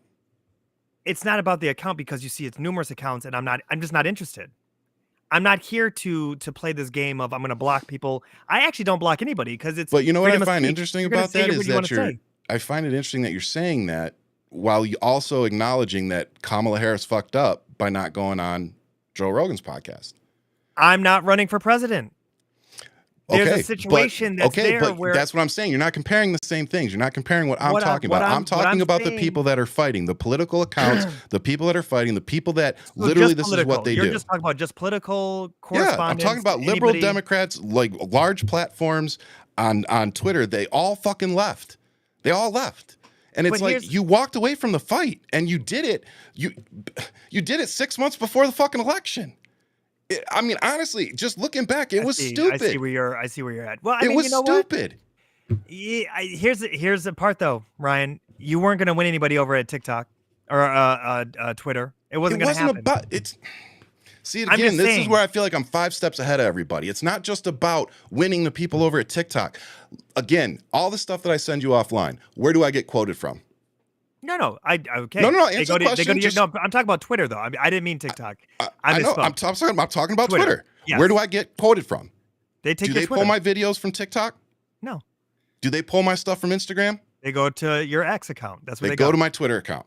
Yeah. That's where I get quoted all the time. That's where people are seeing this. And if I wasn't there, I wouldn't be getting quoted. MAGA wouldn't be seeing me. Again, we got Enrique Tarrio coming on the show on next Wednesday. And you want to know why we got him? Because I called him a fucking piece of shit. He said that I'd hide from it in an elevator like Fanone did. To that episode. And I told him that he was a motherfucking piece of shit. And I told him if he wanted to fucking find out, come find out. So now he's coming on the show, and then because of that, they're having me on Tim Pool's show. Right. So again, stop running from the fucking fight. That's how we got here. We got here because you all fucking ran away. Fucking 100 days before the election, Biden drops out. I get chastised because I said this is a horrible fucking idea. Like I said, he just lost the election for us. Like we literally had a better shot with Biden than we did Kamala Harris. And then you literally tanked Kamala Harris 100 days out. And on top of it, for 3.5 years, when I voted for Joe Biden in 2020, I voted for him because I wanted to get rid of Donald Trump. And then I wanted to pivot to whoever the next leader was going to be. I never expected Joe Biden to be president for fucking 8 years. I knew that he was going to be 82 years old after the first time. Right. What I did expect was when I elected Kamala Harris as the vice president for the Democratic Party and the Biden administration to bring her up and make her a viable fucking candidate. And not only did they not do that, but they allowed her to be the fall guy for the border and didn't protect her. So when you ask me why I walked away from the Democratic Party, it's because that they're so fucking incompetent that they couldn't beat a rapist, a felon, and a fucking accused pedophile. Hit that applause button. Hit that applause button. Because no Democrats are fucking with you right now. And I only say that because I know I just lost like 500 followers. No. I say that to you because I think that was really actually spot on when you're talking about, and that was a good Ryan rant, by the way. That was a really good Ryan rant. I think it's going to be a really great show next week because I think you're going to be tested. I think Tario's going to be tested because he's not going to know how, or maybe he is. Maybe he's watching the show right now, you know. But it's how is that different? I'm glad you asked that, Jolly. Here's how it's different because I'm not bringing on him to kiss his ass. We're not bringing him on. My kid isn't sitting here going, "Oh, you're bringing Enrique Tarrio on? Can I come talk to him?" Well, that's the fucking difference. First off, Jolly one, I said the same thing to Ryan when we were talking in the green room before. And you know what? Here's my other fucking answer: ratings, fucking ratings. No, they don't just watch when Ian and I come on, but when we bring somebody on like Enrique Tarrio, people are going to watch.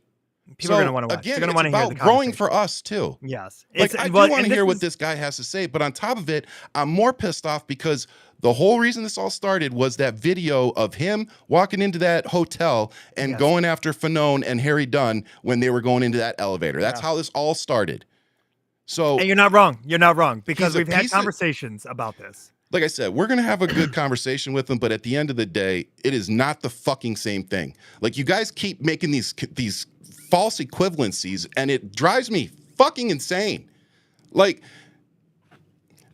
you got Go read what Jolly just said. Read what Jolly just said. Post it. What is it? Right, the top one.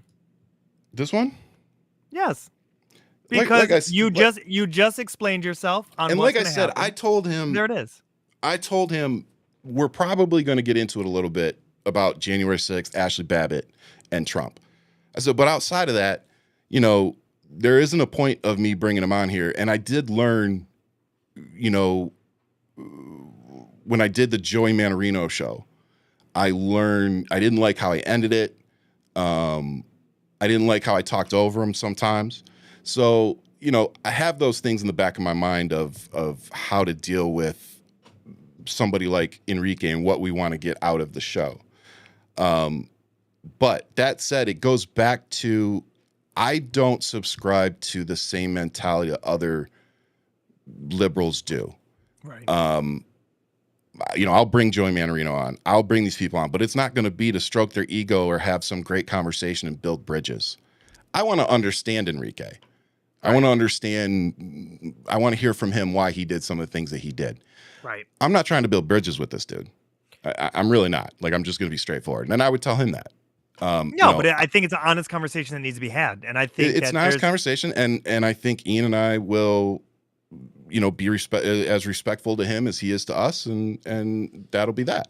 I mean, I'm not really that respectful, but I look, am. Man, at the end of the day, it's our show. We have to treat it, you know, we have to be somewhat professional. You know, you can't, Yes. I'm not going to get anybody else to come on the show if I just treat this guy like shit.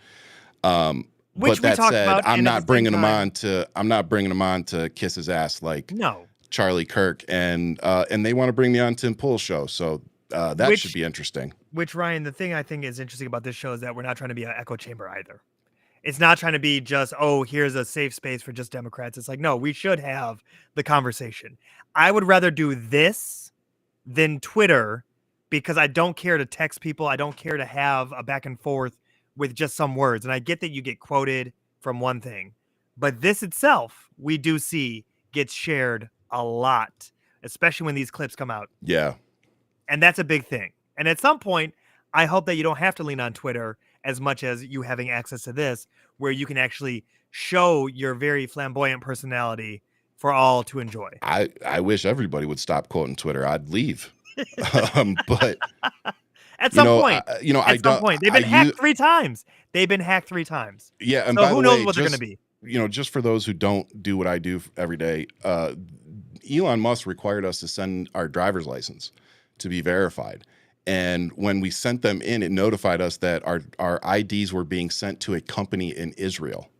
Yeah. So, Mr. America First, and all this, they couldn't even hire Americans to verify our IDs. Like that's what I mean. That's why I'm always laughing at all these people that believe all this stuff that Musk is pushing. It's all fake. It's all fake. I'm glad that we do this, and I'm glad that we moved to a Wednesday. Yeah. And I'm glad we got over 2,000 people in here. So I think Wednesdays are looking good. And I'm going to take this moment to say to you guys, to the fans, that you guys really have helped us make and build this show, because it's because of you that we're now leading to the point where we're bringing this fight to everybody's front door. And you see the passion that Ryan has. You maybe see more of my level-headed sense of humor, my laugh, that helps to break some of this up. But at the same time, it's one of those things where we are trying our hardest. It's all love, Jolly. I was just in the middle of my heated thing. Jolly, he cusses me out 7 times in just a 2-minute phone call. Don't even worry about it. Yeah, but you get paid for it. Shut up. Yeah, 0. I get paid 0. It's a lot. Hey, I owe you 6 cents from that one video. I'll take it. You touched taking my wife out. You touched on racism, and I want to make sure that we touch on this because it pissed me off. So Black Lives Matter Plaza in Washington, D.C., people woke up and they literally found construction started where they are ripping up the entire plaza now. Yeah. So what were your initial thoughts, feelings about that?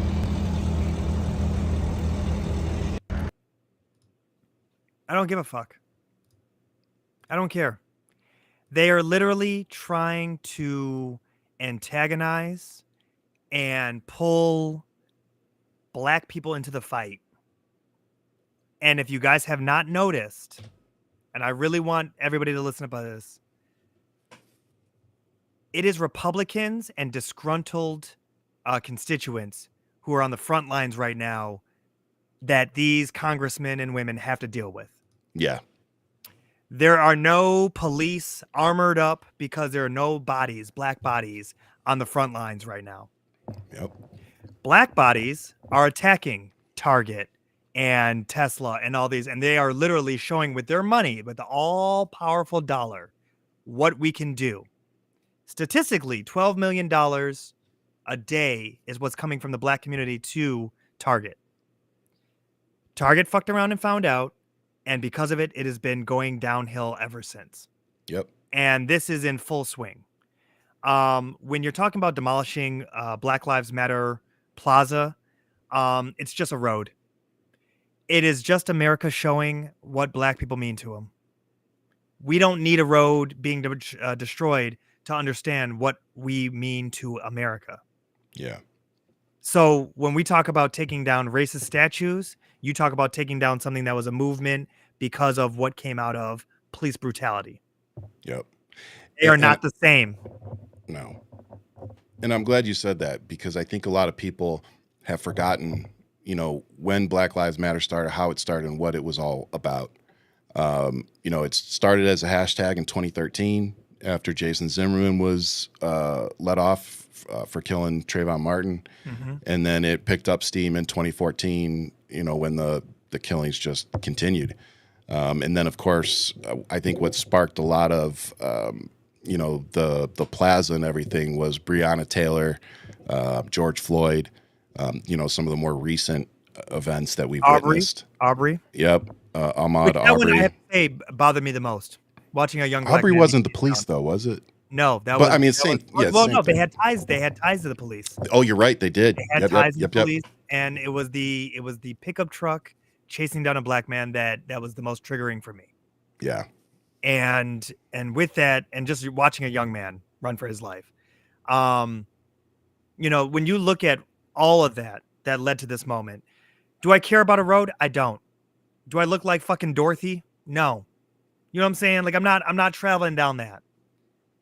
What I do care about is how we have learned from that, how we need to change our strategy to fight. Mm. And that's the number one thing I ask any and everybody who went through that 2020 era, that 2021 era, where we were in the streets. We saw how we were then treated.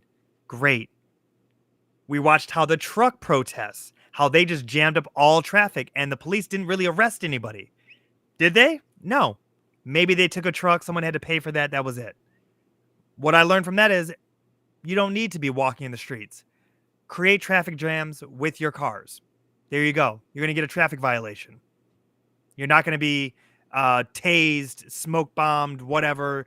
All that craziness that they felt like they needed to militarize to attack young black bodies. The other one is the strategy. Like I said, go for their pocketbook. Go as hard as you can for as long as you can. I get that you have to tap out from time to time. My wife and I are talking about it with a newborn. All the things we needed were at Target, right? Guess what? We're looking at the manufacturers. We're looking to see if they can have it directly from manufacturer to us. Damn near thinking farm to table. Let's go. What do we need to do? And I think there's no more proof that, as you said, that these are working than witnessing the used car sale in front of the White House yesterday. That was different. That was new. When you look and see who's in charge, and you really do understand that this man had to have a piece of paper, and I hope that you have the photo, but it's so good. It's so good when you see that he literally had, it was an infomercial. Like InfoWars really is now at the White House. Like this is what this is. This is the same thing as your boy Giuliani with hawking coffee. You know what I mean? In his kitchen. Oh, geez. This is that bad. This is at that level, but it's just the gaudiness of Trump. It's very unfair. I'm uploading now. I had totally forgot. So what Ian's talking about is there was a list that Trump had, and it had all the prices for the cars so that he could say, tell how much it is and blah blah blah. It's like, but the worst of it is that bottom line. Read that bottom line. All cars have self-driving, just needs to be turned on. And then he has fee. But there's a fee. It's literally him having talking points. Teslas can be purchased as low as $299 a month or $35,000. So this is like literally the president was told by Elon Musk, hey, Tesla's tanking. I need you to go do something about it. And their plan was to have, Tim Pool and the bunch of other Republicans come out and say that Sean Hannity did it, that they're purchasing Teslas to support Elon Musk because of the evil liberals, and that we should all do it. And Donald Trump purchased one, for the White House staff because he can't drive. This is the craziest shit I've ever seen. And the fact that Republicans are okay with it. Well, here's the funny thing. They're not the demographic, though. They don't believe in electric vehicles. Well, that's what's so topsy-turvy about all this whole thing. It's liberals that were all about, we're going to save the planet. We're going to do all this, blah, blah. Then we watch my man become, the swastikars, and we're like, we're good. We don't, that's not on brand. I'm not doing it. And to see this, and especially the Cybertruck, because that's not doing nothing. No. That's not keeping up to all of the actual trucks that MAGA wants. And by the way, again, not trying to start a cult, fact check me. Tesla does not accept Cybertrucks as trade-ins. No. They will not accept a Cybertruck back for any reason whatsoever. So there's a story out there that a guy drove his Cybertruck off the lot, a couple hundred miles, I think, and the damn thing broke. He had to have it towed back to the dealership. Dealership says it's going to be 4 to 6 months before we can get the part to fix your Cybertruck. Guy says, that's fine. I prefer that new upgraded version over there. So how about you guys just take that back and I'll pay for the more expensive. I'll pay the difference for the more expensive one. Tesla said, no, sorry, we can't do that. And just FYI, I know that there's a rumor talking about that the Cybertruck is being discontinued. That's not true yet because the production has been slowed down immensely because there is a very low demand for these vehicles. So I want you guys to know this car is probably going to be the DeLorean of our time. And on top of it, you know, the people that believe the two con artists here, Elon Musk said today out here with Trump that Tesla would be doubling their car production within the next 2 years in the United States. So if you're not laughing at that, you aren't paying attention. Here's why. Because 2 or 3 days ago, May Musk, Elon's mother, was on social media crying and defending Elon, saying that these people that are going around and defacing these Tesla vehicles that are parked in overflow lots because they can't sell them.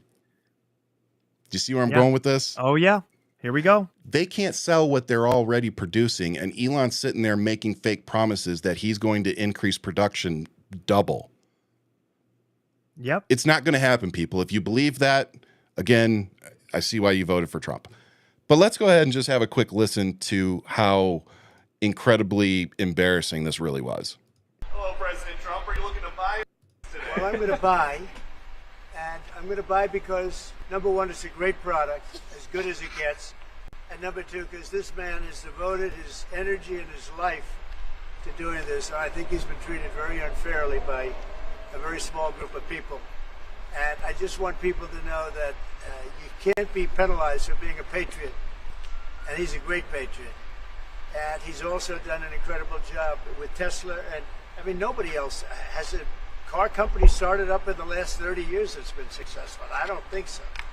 And not only successful, but super successful. And because he's able to find billions and billions and billions of dollars of fraud and waste and all of the things. I mean, our country is going to be very strong very soon because of a lot of the things that he's done and a lot of the things that I'm doing.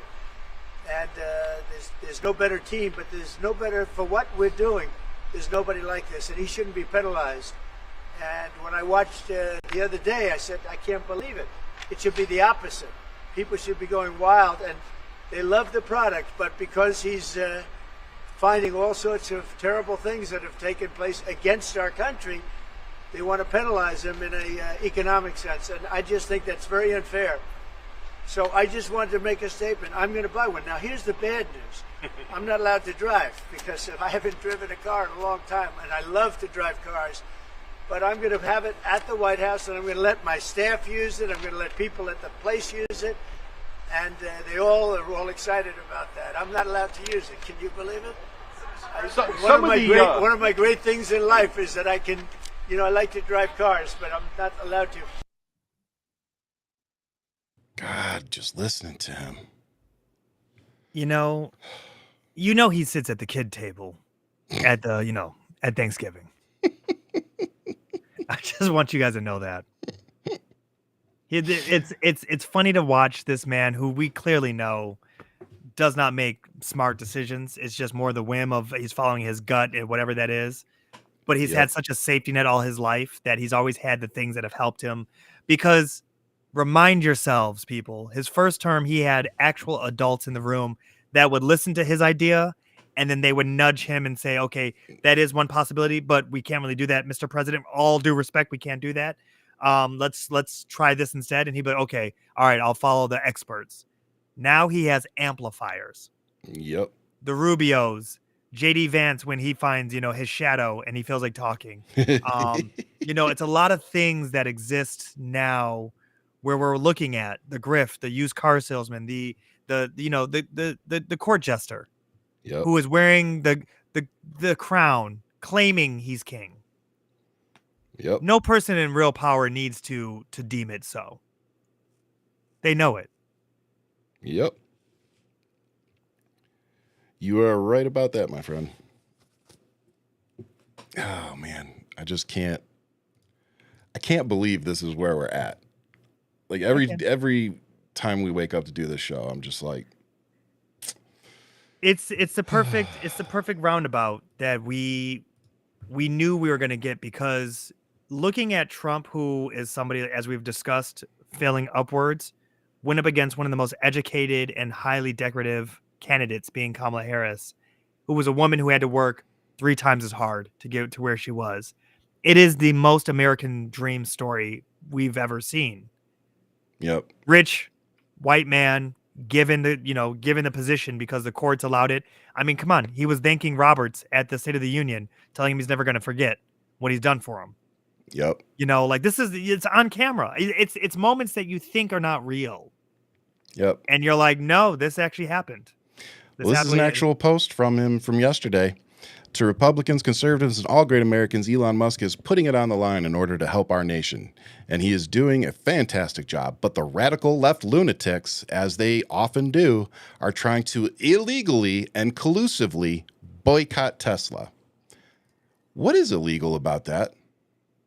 Because he's already talking about illegal protests at college campuses. So now we can't boycott products? This is how you know that what we're doing is working. Yeah. If that is any proof that you needed, he is literally letting you know. The Tesla boycott is hurting him. It's hurting him bad. And yeah. The crazy thing is, if it keeps going this bad, will Trump assist Tesla in any way? What do you mean, will? They're already trying to. No, but I'm talking about like, I'm talking about like Obama helping government vehicles, Ford bailouts. Yeah. So the one thing I think is going to happen before that is that you're going to see those wacky inflatable tube men in front of the White House, just doing their thing with a whole Teslas on the lawns. I think there's going to be a wholesale first and foremost. That's going to be the first thing. And then I think there will be a bailout that will take place. And I think there's a bailout because actually Elon donated another 100 million to Trump recently. And that's when he went and bought this car. So it was more so of, there's a lot of backhanded deals between these two. Yeah. Oh, they're tied together. They're very tied together. And I don't remember who it was, but somebody asked in the comments earlier, do you think that there's like a divorce coming or that they're going to separate? I don't think they can. I think they're stuck together. I think you are very, very much so right. And I think that there are deeper ties with Russia between the two. They both have a very close relationship with Putin. You guys got to remember that Elon has gone on the record saying that he calls Putin frequently. Yep. And when you think about that, and then you think about how he's now having access to our systems, he's trying to have Starlink take over FAA, which I do not think is a good idea at all. Nope. To let him get the fact that he's literally going on the record saying that he wants to turn off Starlink on Ukraine because of however he feels. Why would we want someone to have that type of control inside of our government? Yeah. Implementing himself like cancer throughout our entire system. And just another point to make is the air traffic control and airlines had to ground their planes when the last SpaceX rocket exploded because they couldn't project where the debris was all going to fall. So they had to ground planes and actually make planes turn around and divert back to where they came from. So Florida was on standstill. Another red state. I wonder if Elon Musk ever said thank you to all those people for, any inconvenience. Yeah. Yeah, no. Luck with that. It's for science, Well, I think my prediction is that Tesla is going to pivot from cars to software. I think they're going to pivot to AI and software. Well, when you look at the fact that it took 10 years for them to create new brake lights, design, they're really behind. Yep. And there's one of those things where you have to look at. Good night, Bunny. Thanks again for joining us on Wednesdays. And when you look at how they have have not been on the forefront of creating, new and improved. The mileage of these cars are junk. They're not going anywhere. Yep. Compared to what their rivals are. And I've said this: the moment that a EV can go 1,000 miles, one charge, it's game over. There's no reason for gas. Yeah. That's and it. It's coming. And it's coming. We're already at halfway point by Yep. some of these cars. Now, are those cars affordable for everyday Americans? No, but we're already at that point. We're seeing it. It's there. It can happen. And it'll get there sooner than later. And I agree with you that we're looking at the charging infrastructure, which he already has. He's got a lot of subsidies to build Tesla's charge ports all over America, Which he hasn't delivered on. But he has the contract. He But he hasn't done anything with it. He's become the industry standard that most cars have to meet for supercharge. So like, there's things there that I agree with you that he is leaning into, right? But is it going to be a automotive? Be a car company still? I don't know. Yeah, I think it's definitely going to evolve into something different than what it is now. I think he's going to be forced to. Yeah. And with that, the only other thing we wanted to bring up tonight, and we'll just kind of touch on it real quick before we wrap up the show, is the detention of green card carrying grad student that just happened. That's the wife. I don't think we're going to put that on air. Detention of green card carrying grad student. And we wanted to also talk a little bit about the Trump admin and the military suspending their deportation flights due to the costs, which I do believe we said something about that about 4 or 5 weeks ago. Oh, yeah. But, so what do you think about folks being picked up at college protests? Well, he wasn't even at a protest. He was at home with his wife. And it was one of those things where if you look back at it, I think we're in a very, I'm going to ask the left to take a step back and wait for more information. Why would they come in with such a precise move on him to then take him and then literally, I'm sorry to say, kidnap him and bring him to another state? He's in Louisiana now. Yeah. So they took him out of New York from his dorm or student living situation. I believe he's in grad school, but he has a green card. And there was a lot of confusion from the agents that went to go pick him up, where they thought it was a student visa, that they said, we're revoking it. And they go, no, we have a green card. He's an American citizen. So now you're sparking a whole new conversation, which that's all that this should come down to. You have an American citizen green card holder, i.e. Elon Musk.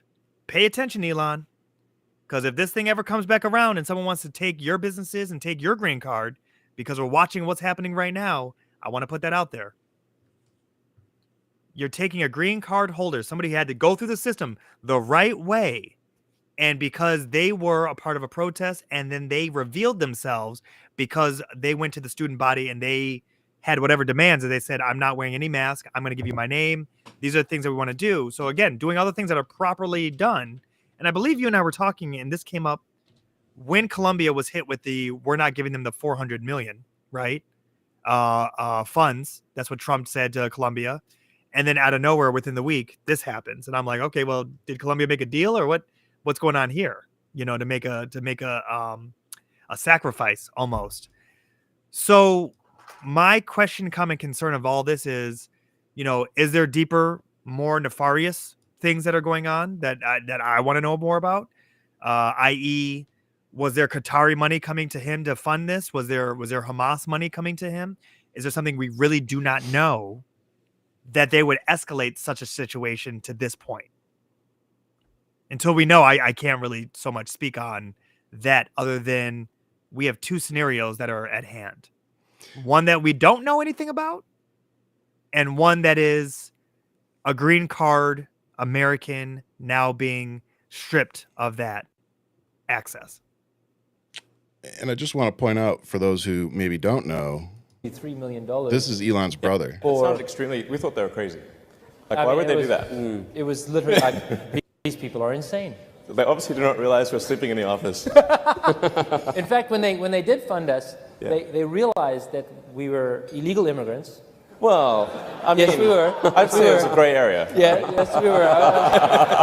We were illegal immigrants. We were sleeping in the office. We didn't have a car. So that's Elon's brother telling the nice crowd there that they were illegal immigrants at one point because they overstayed their student visas.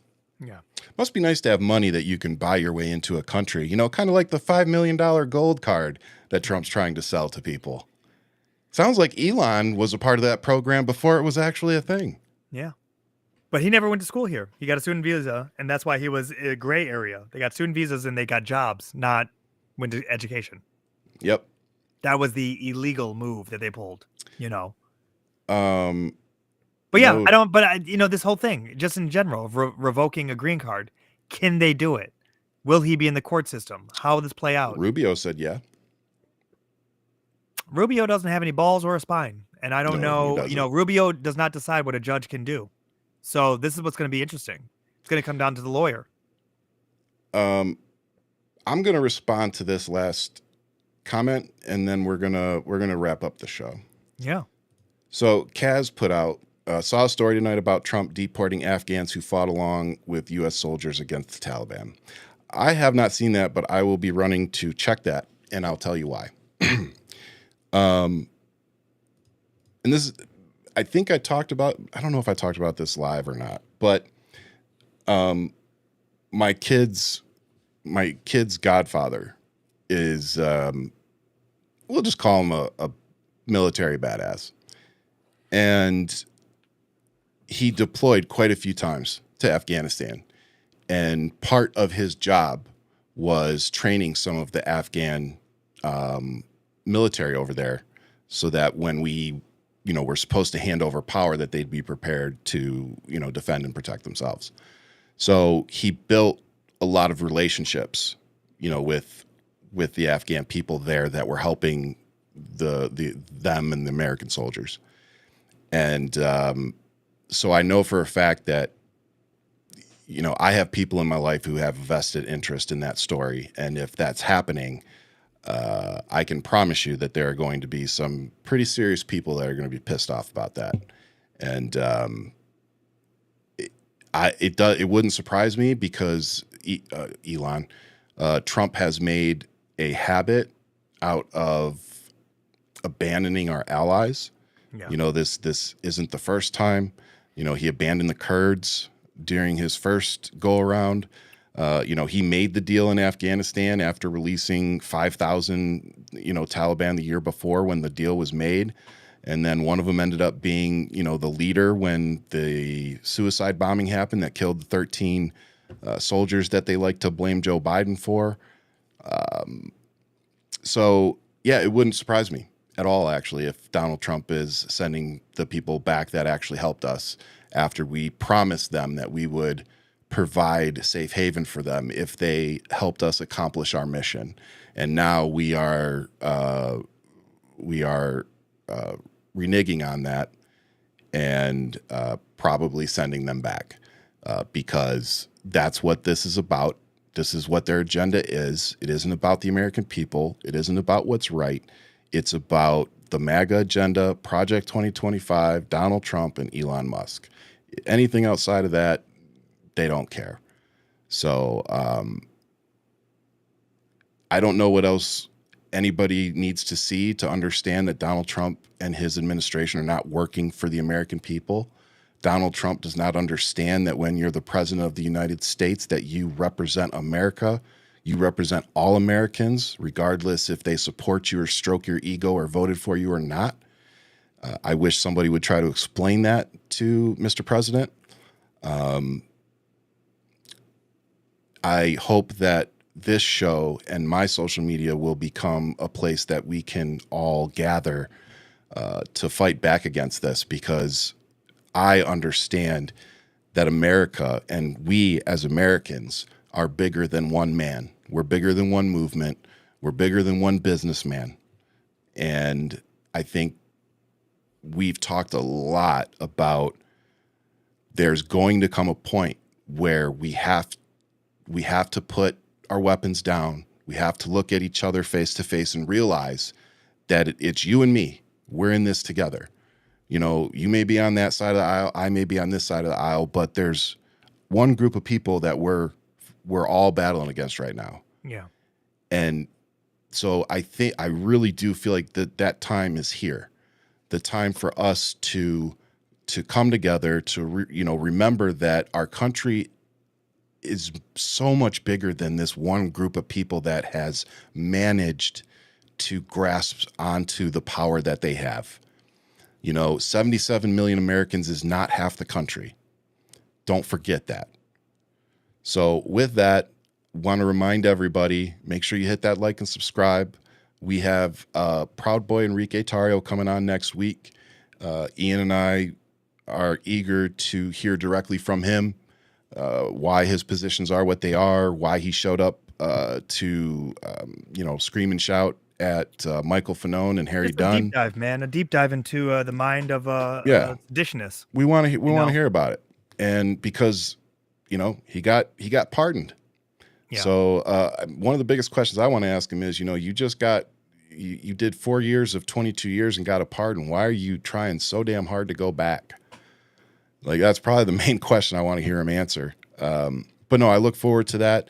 I look forward to digging into our phone calls and being able to get people calling in more. So this has been a great ride so far. We're only on episode 53. We got great people coming up. I got a long list of show ideas and people. So we got a lot in store for you. We got a lot of stuff coming up. Like, subscribe, hit that notification button. So with that, what's your positive? My positive is bittersweet.